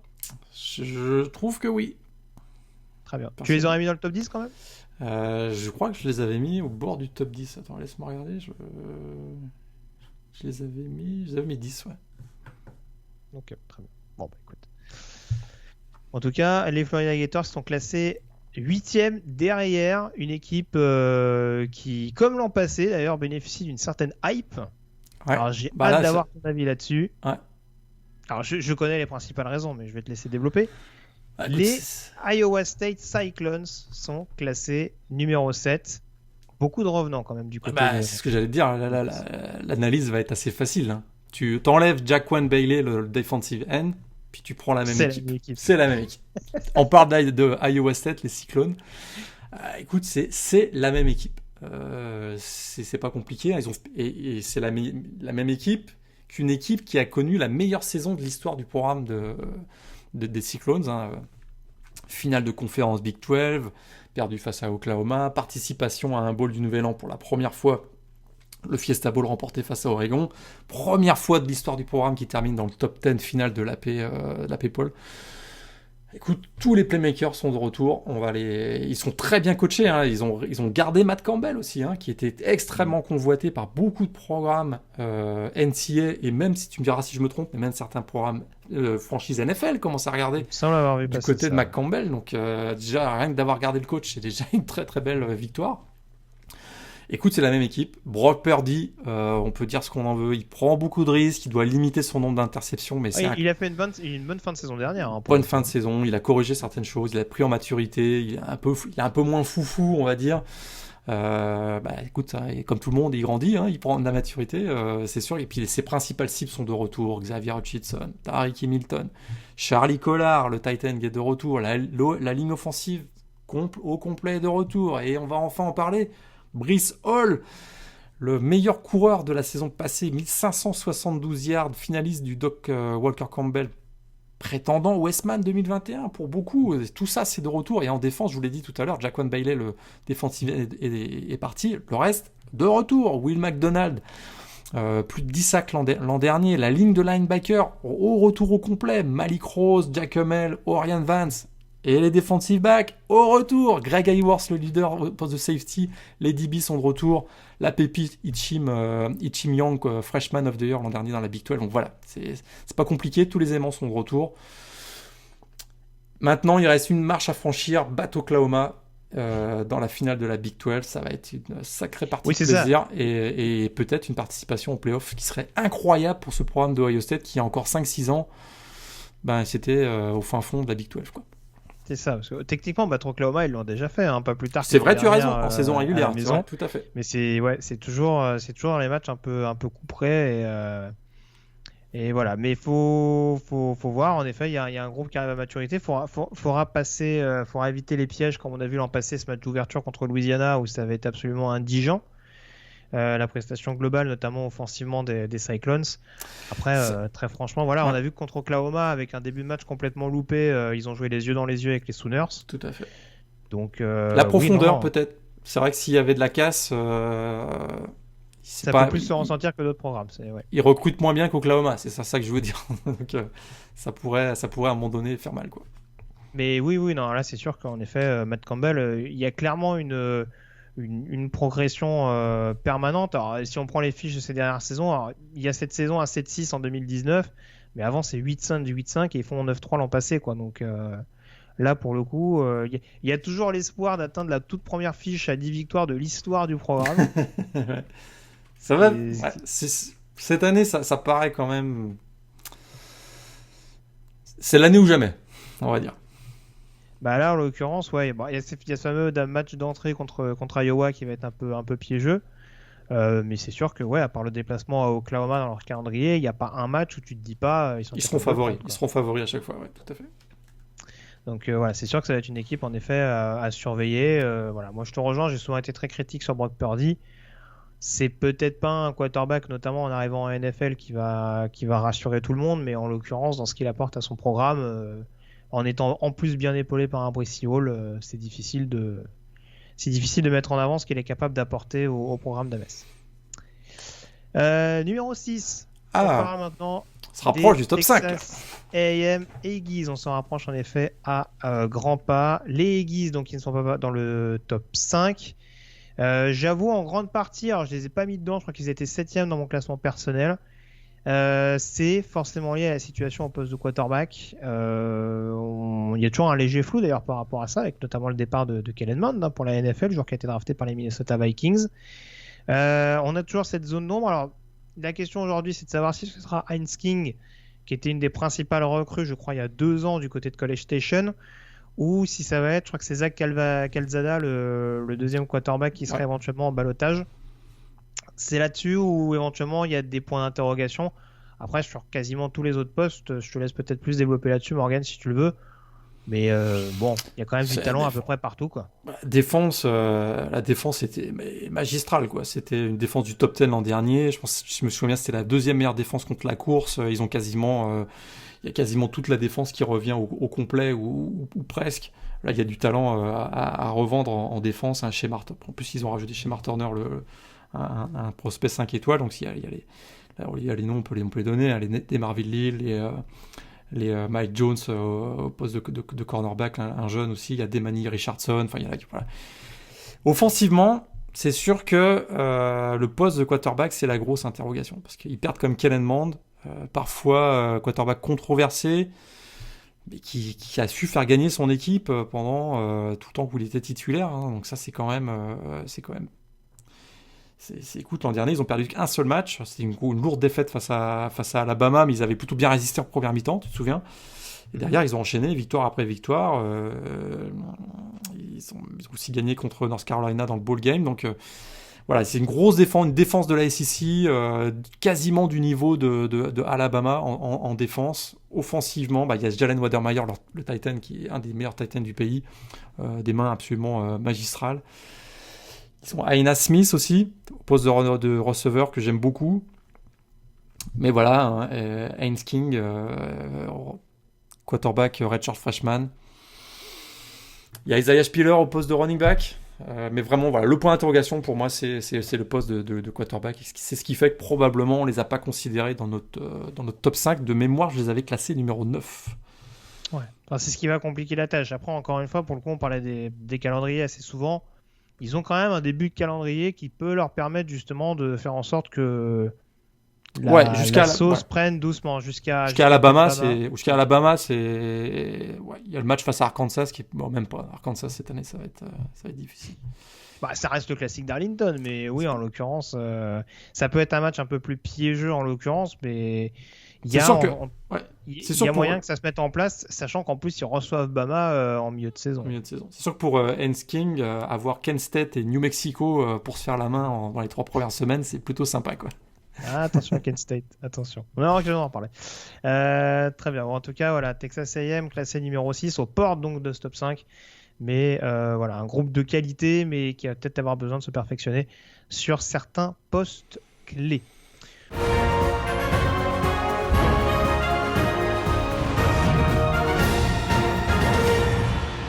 Le top 5 à présent, Morgan, je te laisse commencer par le 5e. Le champion quasi incontesté de ces dernières années dans la Big 12. Les Oklahoma Sooners sont classés 5e. Est-ce que ça te paraît justifié ? Ah, le top 5, il y a débat. On pourrait quasiment inverser toutes les positions. Ils sont tellement proches, je trouve. Ils sont classés 5, probablement qu'on a en tête qu'ils n'arrivent pas à gagner un match de play-off. Hein. Je pense qu'ils ont perdu leurs 4 matchs de play-off, c'est ça, 4 défaites d'affilée en demi-finale lorsqu'ils ont été invités. C'est la 5e saison de Lincoln Riley. Alors voilà, ils ont 6 titres consécutifs dans la Big 12, donc ils sont ultra dominants. Pourtant, l'année dernière, ça avait mal commencé. On a parlé de la défaite à Iowa State. Ils avaient même commencé 0-2. Et ils étaient même tout proches de commencer 0-3, puisque leur troisième match de conférence Big 12, c'était face à Texas. Ils avaient gagné en 4 prolongations, 53-45. Tu te souviens de ce match de fou? Tout à fait. Donc, ils avaient eu du mal à démarrer. Par contre, derrière, ça a enchaîné. Ils ont explosé en même temps que Spencer Rattler, le quarterback numéro 1 de l'équipe, et peut-être le prétendant numéro 1 pour le S-Man, a commencé à prendre ses marques et à stabiliser l'attaque, parce qu'il a été remarquable jusqu'à la fin de la saison, avec le dernier match remarquable face à Florida. Écoute, Spencer Rattler, c'est un talent pur, un talent incontestable. Il fait 28 TD et 2 interceptions seulement après le Red River Showdown. Il a un pourcentage d'efficacité qui a progressé tout au long de la saison, et vraiment là, il arrive à maturité, il est prêt à franchir un cap. Il a une personnalité controversée. Je trouve qu'il a mis beaucoup d'eau dans son vin, comme on dit. Il a pris aussi en maturité. Et puis, il a un groupe de receveurs ultra talentueux. Hein. Les joueurs, vous les connaissez peut-être. Marvin Mims, Theo Wease, Jadon Hazelwood, qui revient après sa blessure et dont on attend beaucoup. Et ils ont en plus rajouté un true freshman 5 étoiles, Mario Williams, qui a eu un highlight pendant le Spring Game qui a été remarquable. Ils ont même ajouté Mike Woods de Arkansas. Et puis ils ont renforcé le backfield offensif. Kennedy Brooks revient après sa saison opt-out. Il y a Jeremiah Hall qui est toujours présent dans un rôle de edge-back. Et ils ont rajouté Eric Gray, qui était quand même qui était le running back numéro 1 ou 1,5 du côté de Tennessee. Donc vraiment, offensivement, ils ont les un peu armes. dépouillé les Volunteers d'ailleurs.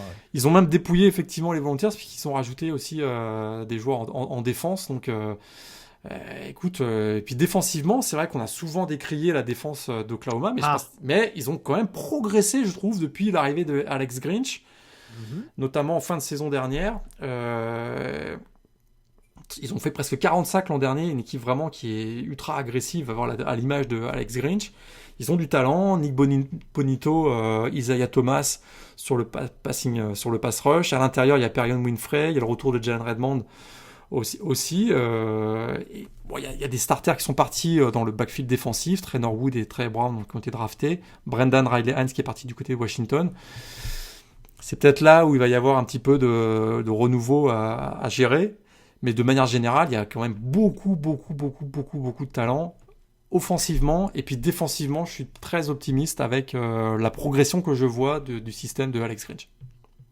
Ouais, moi c'est un peu ça. Alors moi, pour le coup, je les avais mis 3e du top 25, je le dis tout de suite, parce qu'en effet, offensivement, je ne doutais absolument pas que Lincoln Riley allait réussir à tirer... on pouvait en tout cas tirer le maximum de ce groupe-là sur le papier, mais c'est vrai que défensivement, je trouve qu'ils sont beaucoup plus armés. Plus armés qu'ils ne l'ont jamais été sous l'ère Riley d'ailleurs. Et je trouve notamment, alors en effet, tu parlais des départs sur le backfield défensif. Alors, il faudra voir, parce que c'est vrai qu'il y a des jeunes joueurs notamment qui tapent à la porte. Hein. Il y a un Woody Washington qui a fait une bonne saison l'an passé, un DJ Graham également qu'on a vu également sortir du chapeau de temps en temps. Moi, j'avoue que leur front seven, enfin leur front seven m'intrigue énormément. Parce que il y a une rotation qui peut être absolument fatale. T'as cité des noms, qui seront notamment titulaires. Moi, j'avoue que quand je vois notamment des joueurs sortir du banc, des talents comme Josh Ellison ou Marcus Stripling, je pense franchement que cette équipe-là, peu importe le jeu qui va être mis en place, ils peuvent mettre la pression sur n'importe quelle phase de jeu. Et c'est là où je me dis que Oklahoma est peut-être plus forcément à prendre à la légère d'un point de vue défensif, comme ça pouvait être le cas il y a encore 2 ou 3 saisons. Donc déjà dans la Big 12, ça me paraît être une équipe, alors on verra encore une fois, entre ce qu'on en pense et ce qui va se passer, il y a toujours une différence à prendre en compte. Mais déjà dans la Big 12, je pense qu'ils peuvent contrarier pas mal d'attaques. Et ouais, je pense qu'ils ont largement le potentiel pour aller en play-off et pour y faire un bon parcours. Ouais. Tout à fait. Ils ont rajouté des éléments intéressants. Wyatt Morris, on en a pas parlé tout à l'heure, l'ancienne star aussi 5 étoiles de Tennessee qui arrive pour stabiliser l'OL. Donc, ouais, ils sont effectivement, je te rejoins, défensivement, ils ont eu peut-être la meilleure défense qu'ils aient jamais eue depuis l'arrivée de Lincoln Riley. Grosse attaque, ça c'est sûr. S'ils se mettent à avoir une grosse défense, là ils peuvent avoir de sérieuses ambitions dans les playoffs, effectivement. Très clairement. On passe au numéro 4 à présent, les Ohio State Buckeyes. Alors, le top 4, donc potentiellement, ce ne sera pas le cas, hein, parce qu'on aura nos avis. Encore une fois, c'est un top 25 consensuel, donc Morgan et moi, on aura sans doute des avis différents quand il faudra faire les previews. Ouais. Mais en tout cas, a priori, le dernier carré donc, de ce top 25, c'est donc Ohio State classé numéro 4. Pour le coup, alors il y a peut-être également une considération pour le poste de quarterback, même si on a vu que ces dernières années, bon, ils ont souvent changé de quarterback, mine de rien, sous l'ère Ryan Day. Ça n'a pas forcément été impacté, hein, négativement en tout cas. Mais c'est vrai qu'a priori, on part sur un CJ Stroud qui prendra la suite de Justin Fields pour emmener cette attaque des Buckeyes. Il pourra compter sur un casting assez séduisant là également d'un point de vue aérien, parce qu'on a notamment le retour de Chris Olave et de Garrett Wilson. Pas négliger non plus la présence de Julian Fleming ou de Jackson Smith-Njigba qui peuvent être des receveurs d'impact. Un Jeremy Ruckert également qui est toujours là sur le poste de tight end et un Master Teague qui devrait prendre un peu plus d'impact au niveau du backfield offensif. Donc très clairement, offensivement parlant, même si il y a toujours cette petite incertitude concernant le niveau du quarterback et de savoir ce qu'il pourra offrir par rapport à son prédécesseur, il y a quand même suffisamment d'armes à disposition.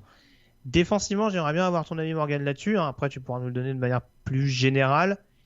Il y a quand même énormément de départs. Il y a quand même une escouade de linebackers qui est quasi renouvelée, enfin qui est renouvelée d'ailleurs à 100%.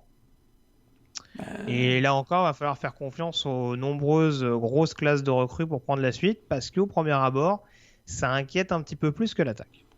La défense inquiète un peu plus que l'attaque. La défense inquiétait déjà plus que l'attaque l'an dernier. Tu te souviens, la défense contre la passe était catastrophique l'an dernier. Même Indiana s'était bien amusé. Et je suis pas forcément rassuré sur ce. C'est peut-être le seul point où je me dis. Il y a encore du boulot. C'est vrai qu'au poste de quarterback, faut s'attendre peut-être à une petite baisse aussi de production en début de saison. C'était quand même Justin Fields, hein, donc CJ Stroud a priori sera le titulaire. Mais la défense contre la passe, je pense qu'on mise sur un front seven plus agressif pour protéger un peu le jeu, la défense aérienne. Mais là, ça peut être un sujet d'inquiétude. Ça peut être un sujet d'inquiétude, surtout arrivant en play-off. Parce que si tu regardes les 4-5 loustiques qu'on a dans les candidats au play-off, ça va pas mal bombarder dans les airs, je pense. Donc c'est là où j'ai une petite inquiétude, mais pas sur leur attitude à conserver leur titre de champion de la Big Ten. Il y a trop de talent, ils ont trop bien recruté. Il y a des joueurs qu'on va découvrir, il y a des joueurs qu'on a déjà, qu'on a vu déjà, notamment le tandem, presque le trio de receveurs. Il y a Olave, Wilson, mais on n'a pas parlé de Smith, Njigba qui est aussi excellent. Il y a trop de talent offensif, la ligne offensive est quand même très très impressionnante aussi. Et défensivement, le front de seven, c'est costaud, particulièrement par des recrutements successifs qui ont été excellents. Je répète pas ce que j'ai dit, mais la défense, la couverture aérienne, c'est peut-être le seul point négatif de cette équipe. Ouais, en tout cas, oui, c'est sûr qu'il va falloir surveiller un petit peu la mise en route. On disait tout à l'heure qu'il y a une deuxième semaine notamment qui les amènera à affronter Oregon. Alors c'est à domicile, mais ce ne sera pas à prendre à la légère, pardon. Et puis, bon, il faudra voir éventuellement ce que les deux équipes donnent pendant ce temps-là. Mais bon, il y a quand même des déplacements à Indiana et Michigan pendant la saison. Donc, bon, ça ne tombe jamais. Il faudra voir, mais oui, en tout cas, clairement, sur le papier, il y a quand même de quoi faire. Et encore une fois, il y a des classes de recrutement. Et surtout, une attaque, encore une fois, qui est souvent très très bien menée par Ryan Day. C'est un peu comme Lincoln Riley depuis qu'il est en poste. Il y a rarement une saison où on se dit, dis donc, ça a l'air de coincer un peu offensivement. Donc, si déjà ça suit, ça laisse déjà un petit peu plus de souplesse à la défense, de se mettre dans le bon ton, justement, dans l'optique de la dernière ligne droite. Même si offensivement l'an dernier, tu te souviens particulièrement au tout début de saison, on se reposait quand même beaucoup sur les exploits de Justin Fields, parfois dans le jeu au sol. Et ça traduisait peut-être aussi un manque d'automatisme ou d'équilibre entre l'attaque au sol plus menée par les running backs et le jeu aérien. Il faudrait pas que ça se reproduise. Je me souviens, là, les débuts de saison dernière, ça avait été parfois difficile face à Rutgers, notamment au début de match, Indiana aussi. On comptait beaucoup sur les exploits au sol de Justin Fields. Là, CJ Stroud, c'est pas tout à fait le même type de quarterback. Il va falloir que ce soit un peu plus huilé dans le jeu aérien pour que on se retrouve pas avec une grosse déception, notamment dans ce match face à Oregon en deuxième semaine. C'est sûr. On passe au numéro 3, Morgan. On prend la direction de la conférence SEC. Quelle surprise pour s'intéresser. Et non, ce n'est pas Alabama. On va parler des Georgia Bulldogs. Alors, tu parlais d'équipes qui galéraient un peu en playoff avec Oklahoma. Est-ce que Georgia, on n'est pas un peu dans ce même profil ? Bah écoute, oui, répondre directement à ta question, mais on pense... il y a une intersaison un peu contrastée. Il y a ça d'abord plutôt mal commencé. Tu te souviens avec la blessure de George Pickens, leur receveur numéro 1. On s'était dit, c'était un véritable coup de massue lorsqu'on a appris cette nouvelle. Dans un premier temps, on a même pensé que les espoirs de titre national venaient de s'envoler. Finalement, à la fin du printemps, on a repris un peu espoir du côté des Bulldogs, des prestations plutôt favorables de plusieurs joueurs lors des spring practice et l'arrivée de renforts importants via le portail des transferts quand même. On va en parler et c'est vrai qu'il y a un effectif qui est ultra talentueux. Là, on est dans le top 5. Top 5 de pré-saison, notre top 5 de pré-saison correspond à peu près au top 5 du recrutement des 3-4 dernières années. Et il n'y a pas de secret. Ils recrutent extrêmement bien en attaque et en défense, mais c'est ce qui risque de faire la différence peut-être cette année. Et c'est pourquoi on a repris espoir du côté de Georgia, c'est JT Daniels, quoi. Le quarterback. En cas de titularisation, il a vraiment redonné de l'élan à l'attaque aérienne. C'était vraiment difficile avec Stetson Bennett, le quarterback qui a démarré la saison dernière. Là, on est passé à une attaque plus équilibrée, capable d'avoir beaucoup plus de rythme dans le jeu aérien et en même temps d'être toujours aussi dominant dans le jeu au sol. Alors c'est vrai que dans le jeu au sol, il n'y a pas de Nick Chubb, il n'y a pas de Sonny Mitchell, il n'y a pas d'entrée Swift, mais il y a un groupe intéressant. On va plus fonctionner avec une rotation. Moi, personnellement, je suis jamais un gros fan des rotations. Je préfère surtout une rotation asynchronique, quoi. Asynchronique, ouais, parce qu'il y a Zamir White, James Cook, Kendall Milton, Kenny McIntosh, il m'en manque un. Mais c'est Edwards, non? John Edwards, non? Ouais. Et ouais, peut-être que je non, c'est Trevion Anderson. La pépite 5 étoiles qui arrive là. Mais voilà, il y a du talent partout. Le groupe de receveurs, malgré l'absence et la perte de George Pickens probablement pour toute la saison, il y a quand même Garis Jackson qui s'est révélé l'an dernier. Il y a Jermaine Burton, Adonai Mitchell qui avait opté l'an dernier qui revient. Et puis voilà, il y a celui qui est arrivé, Harry Gilbert, donc le Titan qui arrive, donc l'ancien prospect 5 étoiles de LSU, passé quelques semaines du côté de Florida sans jamais jouer avec les Gators. Donc il arrive. Ça va être quand même une arme vraiment intéressante pour le jeu aérien de Georgia, parce que défensivement, le front seven va être dominant. Ils ont eu la perte de Aziz Ojulari, bien sûr, mais ça reste très très très costaud avec un système 3-4, un Jordan Davis à l'intérieur, Travon Walker et Devontae Wyatt sur les extérieurs, puis un second rideau, voilà, formé quasiment que de 5 étoiles. Nolan Smith, qui était l'ancien même prospect numéro 1 du recrutement 2019, Nakobe Dean, qui est vraiment le leader maintenant du second rideau. Après, le backfield défensif, c'est un peu inexpérimenté, on va dire. Il y a l'arrivée de Darion Kendrick, donc le senior de Clemson, qui heureusement redonne un peu d'expérience, parce qu'il y a eu les départs successifs de Eric Stokes, Tyson Campbell, donc à la draft, Tyreke Stevenson parti du côté de Miami. C'est un peu le point d'interrogation donc du côté de Georgia, mais ils ont très très bien recruté. Il y a l'arrivée de Take Smith aussi de West Virginia, donc bon. C'est une grosse machine, Georgia, et ils ont su rajouter des éléments qui leur manquaient, notamment dans le jeu aérien avec Harry Gilbert. Et puis, ça va beaucoup dépendre de JT Daniels, à mon avis, la capacité de Georgia à faire tomber Alabama en finale de la SEC et d'aller jouer le titre national. Ouais, on a presque envie de dire, ouais, comme chaque saison, c'est sûr que là, en l'occurrence, ça sera pas dès la saison régulière, a priori. D'ailleurs, on l'a pas dit, mais on en parlera peut-être tout à l'heure, Marc.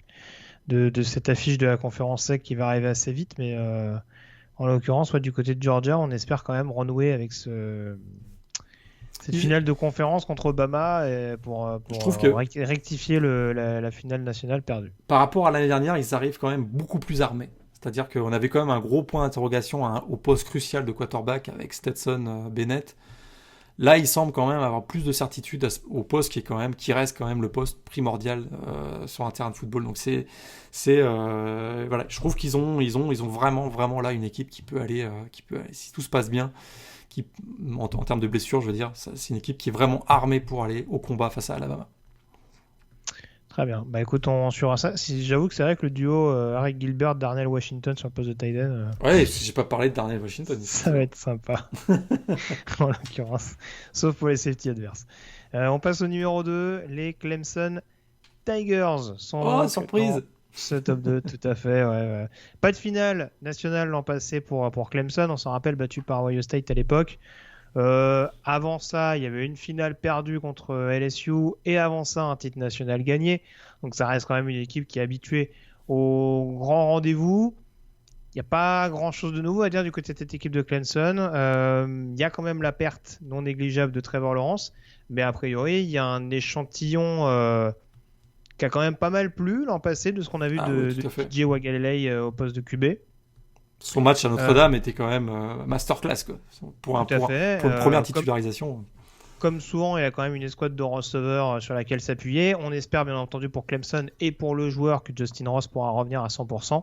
Ouais. Lui qui avait manqué la saison pour des questions médicales et dont l'avenir reste encore un petit peu flou à l'heure où on se parle. Et c'est vrai que pour compenser notamment les départs d'Amari Rodgers ou de Cornell Powell, récupérer Justin Ross aux côtés DJ Evans, aux côtés de Frank Ladson, je vais sûrement en oublier d'autres, Davis Allen sur le poste de tight end, toutes ces armes-là, ce sera clairement pas de trop pour Clemson pour continuer de faire briller cette attaque, cette escouade offensive. Il y a la question de savoir qui va remplacer efficacement Travis Etienne. A priori, Lynn-J. Dixon est prévu pour prendre pleinement les clés de l'attaque, même s'il y a quelques petits freshmen qui se sont invités pendant le Spring Game qui pourraient faire tourner les regards pendant le début de la saison régulière. Et puis en défense, on va pas rappeler que ils ont recruté quelques mammouths l'an passé, notamment Miles Murphy et Brian Brizee, qui ont déjà marqué les esprits. Donc très clairement, il y a quand même un groupe assez intéressant. Un backfield défensif qui va gagner en maturité avec le besogneux Nolan Turner et le flamboyant, mais oui, en tout cas celui qui est capable de faire des catchs de folie, Andrew Booth. Donc très clairement, il y a un groupe, comme toujours, sous l'ère d'Abo Swinney, très homogène et encore une fois capable de jouer des coudes jusqu'au bout dans l'optique du titre national. Ouais, c'est essentiellement par leur capacité à recruter qui me rend confiant dans cette équipe de Clemson, parce qu'ils ont quand même perdu des gros morceaux. Tu les as nommés, Trevor Lawrence, et sur peut-être même plus Travis Etienne.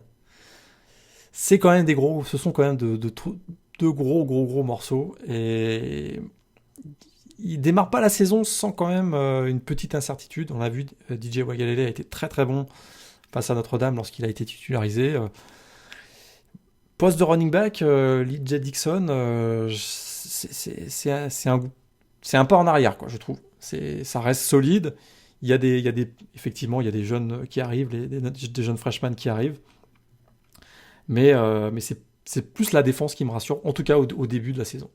Pour le coup d'envoi de la saison, il y a un gros match pour démarrer la saison quand même.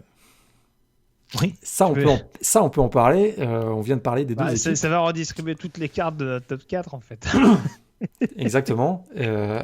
Quelle équipe est la mieux préparée pour ce match, ou en tout cas qui a plus de certitude à l'aube de ce match?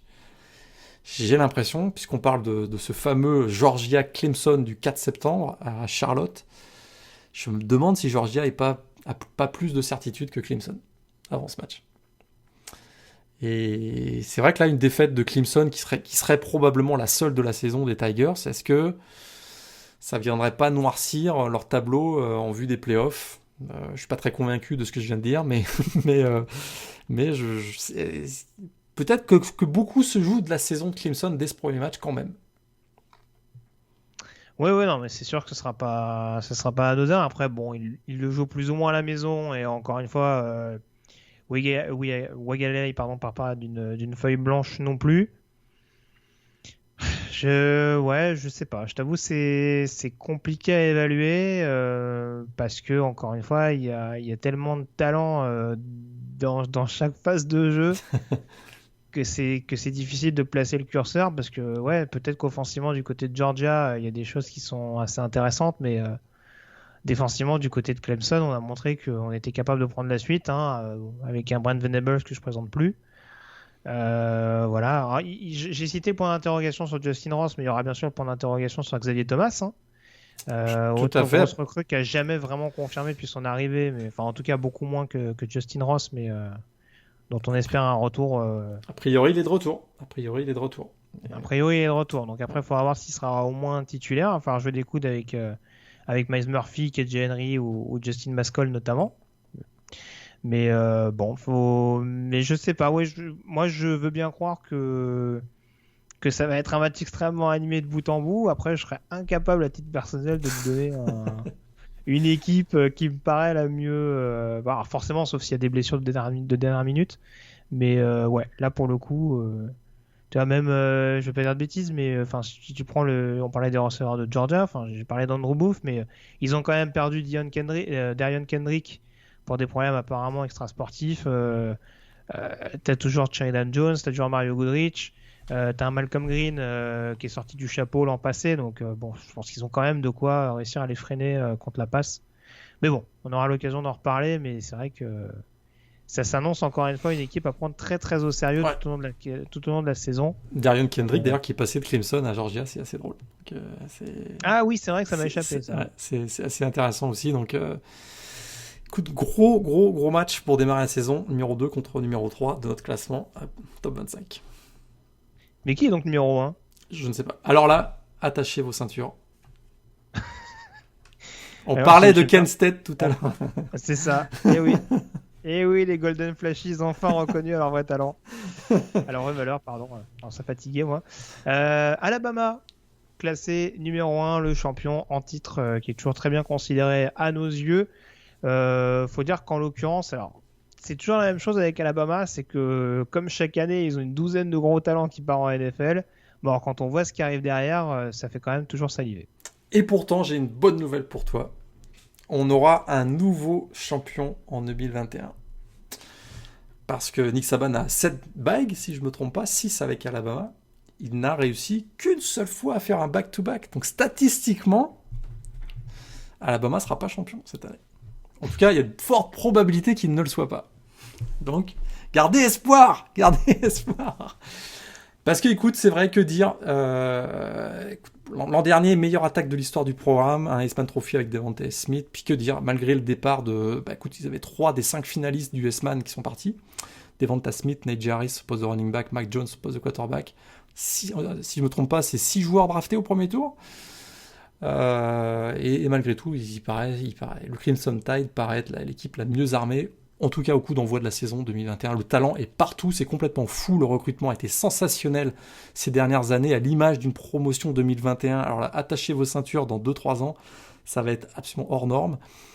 Et c'est vrai que tant que Nick Saban est là, Alabama reste à Alabama. Parce que les joueurs changent, les coordinateurs changent, on l'a encore vu cette année. Steve Sarkisian est parti du côté de Texas, on l'a remplacé par Bill O'Brien, dont on va parler tout de suite, mais Alabama reste Alabama. C'est vrai que là, il y a... Reste Alabama, ils ont quand même vécu un changement de philosophie, une équipe qui était plutôt tournée vers la défense et qui est complètement tournée vers l'attaque désormais.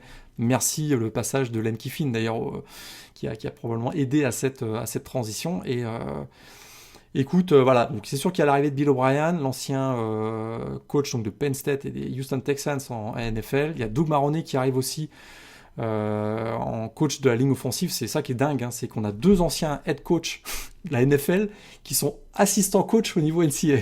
Il n'y a qu'à Alabama que ça peut arriver. Et le talent, écoute, il est absolument partout.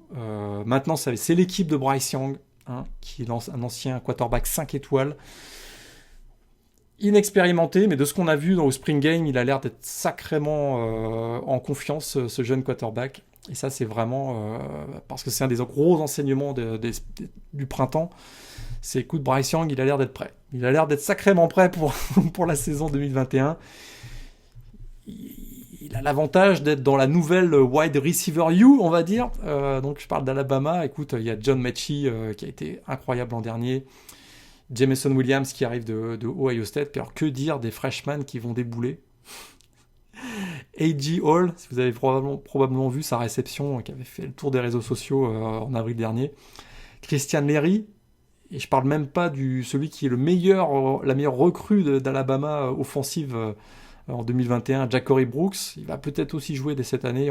Il y a Trayshawn Bolden aussi. Enfin, voilà, c'est incroyable le talent qu'il y a offensivement. La ligne offensive va être remaniée un petit peu. Evan Neal risque de passer au poste de left tackle. Et écoute, la défense, critiquée parfois ces 2-3 dernières années, écoute, cette année, c'est juste monstrueux, quoi. C'est juste monstrueux. C'est peut-être la meilleure défense de Nick Saban depuis 3-4 ans. Christian Harris arrive à maturité, le linebacker. Peut-être le meilleur défenseur du pays devant Kayvon Thibodeau. Il y a débat en ce moment. Will Anderson qui a une personnalité incroyable, qui est ultra attachant. Il est sensationnel dans son rôle aussi de pass rusher au poste de outside linebacker. On a juste rajouté Henry To'oTo'o à l'intersaison. J'ai jamais entendu parler. Qui était juste le leader charismatique de la défense de Tennessee, peut-être l'un des seuls joueurs charismatiques de Tennessee sur les 3-4 dernières saisons. Bon, on l'a rajouté. Il est même pas sûr d'être titulaire, hein, puisqu'il se bat avec Christian Allen. Et puis là, voilà, la ligne défensive est blindée. Deji Dell, Fitarian Matisse, la Brian Ray qui revient pour sa 28e saison. Et puis, que dire des cornerbacks. Ah, voilà, et le talent est partout. Je vois vraiment pas ce qui pourrait empêcher Alabama d'abord d'aller en playoff et peut-être d'aller conserver son titre. La seule chose qui, à mon avis, pourrait les empêcher, c'est si la mayonnaise prend pas entre Bill O'Brien et Bryce Young. Parce qu'on a vu un échantillon au Spring Game, mais ça n'a rien à voir avec une saison. C'est la seule chose. C'est la seule chose. Bill O'Brien, est-ce qu'il va réussir à embrasser le rôle de coordinateur offensif au service de Nick Saban alors qu'il vient de la NFL où il doit gérer des égos et gérer son propre ego. Il était quand même head coach et general manager, quoi. Donc, et en plus, donc là, c'est peut-être là où il y a un potentiel explosif. On l'espère pas. On espère qu'il est intelligent et qu'il a su être cadré par Nick Saban. Mais sinon, je vois vraiment pas en termes de talent pur ce qui pourrait empêcher Alabama de conserver au moins son titre de la SEC. Au moins, en tout cas, ils se sont pas facilité la tâche et on va très vite savoir de quel bois ils se chauffent parce que on a parlé du match contre Miami en ouverture. Je pense que ce sera entre guillemets qu'une formalité pour Alabama. En tout cas, en première semaine, on les a rarement vus en grosse difficulté. Et tu le disais avec Miami et le retour de Derek King, la marche sera peut-être un peu trop haute pour démarrer. Mais ils vont quand même avoir des déplacements à Florida en 3e semaine. Ouais, et à Texas A&M aussi. Ouais, à Texas A&M en 6e et ils terminent comme d'habitude avec l'Iron Bowl du côté d'Auburn. Pas évident. Là, si on n'a pas un échantillon précis de ce qui est capable de donner ce groupe, je pense que là, on ne l'aura jamais. Hein. S'ils finissent invaincus après un parcours comme ça, ça va être compliqué. Ça va être compliqué. Ouais. Après, pour le coup, c'est habituel. Hein. C'est vrai que quand on voit, il y a plein de joueurs qui sont remplaçants dans cette équipe-là, qui pourraient être des titulaires absolument partout. Enfin, tu parlais de la défense et le pass rush. Je pense qu'un Chris Braswell, par exemple, dont on attend de voir, qui n'a pas eu beaucoup de voix au chapitre l'an passé. Mais voilà, il se contente de quelques snaps derrière, notamment Christopher Allen et Will Anderson. Mais bon, je pense qu'il serait titulaire absolument partout. Et oui, il y a d'autres positions. Enfin, la ligne offensive, le nombre de joueurs, le nombre de freshmen qui vont arriver. Et à mon avis, il y en a sûrement un ou deux qui vont s'inviter assez vite haut dans la hiérarchie. Donc voilà, on découvre pas la capacité de Nick Saban non seulement à bien recruter, mais en plus à tirer le maximum de ses escouades, à sans arrêt se réinventer d'un point de vue coaching, ou en tout cas de donner une autre mentalité, une autre identité à son programme. Donc oui, très franchement, c'est difficile en l'occurrence avec ce cas de figure-là de pas les mettre numéro 1 de ce classement top 25. Ça aurait été injurieux. Oui, franchement, c'est ça, voilà. On peut dire que Clemson a du talent avec un TJ Wagalele qui a montré des choses, qui promet un avenir, enfin qui permet un avenir prometteur éventuellement à Clemson. Une équipe de Georgia où en effet on s'est beaucoup renforcé comme chaque saison, notamment par le biais des transferts et des recrues. Mais voilà, je veux dire, Alabama, faut encore et toujours les déloger, faut encore et toujours les battre, et ça arrive pas si souvent que ça en l'occurrence. Donc c'est compliqué de ne pas les mettre numéro 1 de ce classement. Mais ça ne à l'orée de la campagne 2021. Ils n'ont fait, à l'époque de l'ère Nick Saban, ils n'ont fait qu'une seule fois un back-to-back, c'était 2011-2012. Oui, je crois que c'est ça. C'est pas garanti. c'est pas garanti qu'ils soient champions. Ils partent avec une très très grosse équipe, c'est sûr. Oui, tu t'en rappelles de 2012 d'ailleurs. Je ne vois pas de quoi tu parles. Je ne vois pas de quoi tu parles d'un 42-14, c'est ça que tu veux dire? Ah, peut-être. Ah, c'était Notre-Dame. C'était Notre-Dame en finale, j'avais oublié. Pardon, tant pour moi. Avec la superbe saison de Mantai Tio en plus à l'époque. T'as vu, j'ai pas fait de blague. Merci encore, Morgane, en tout cas, d'avoir été en ma compagnie. On ne vous laisse pas de côté après ces 2 podcasts top 25, puisqu'on va se projeter très rapidement sur les previews et à l'écrit sur le site Morgane et à l'oral avec des podcasts. C'est reparti. Voilà, on va se lancer de plein pied durant cette période juillet-août sur les principales problématiques. Alors, on a déjà donné quelques clés sur pas mal de programmes importants qu'on a abordés dans ce top 25. Mais voilà, la question, ça va être aussi de savoir clairement quelle hiérarchie va être imposée, parce que c'est pas le tout de démarrer avec une position avantageuse dans le top 25. Il faut aussi savoir si d'un point de vue calendrier, d'un point de vue dynamique, il y a des équipes qui peuvent éventuellement nous paraître aptes à déjouer les pronostics et à s'inviter en finale de conférence, voire pourquoi pas de disputer les playoffs. Donc voilà, on se laisse l'occasion. Il y aura peut-être au moins 5 podcasts pour analyser tout ça en détail, de manière exhaustive, comme on sait si bien le faire après cette campagne 2021. Merci encore Morgane, et on se retrouve très vite donc pour ce nouveau podcast Ball consacré à la saison 2021 à venir. D'ici là, passez une très bonne journée, une très bonne semaine avec plein de rencontres NCA au programme. Salut à tous. Salut à tous, on se revoit très vite.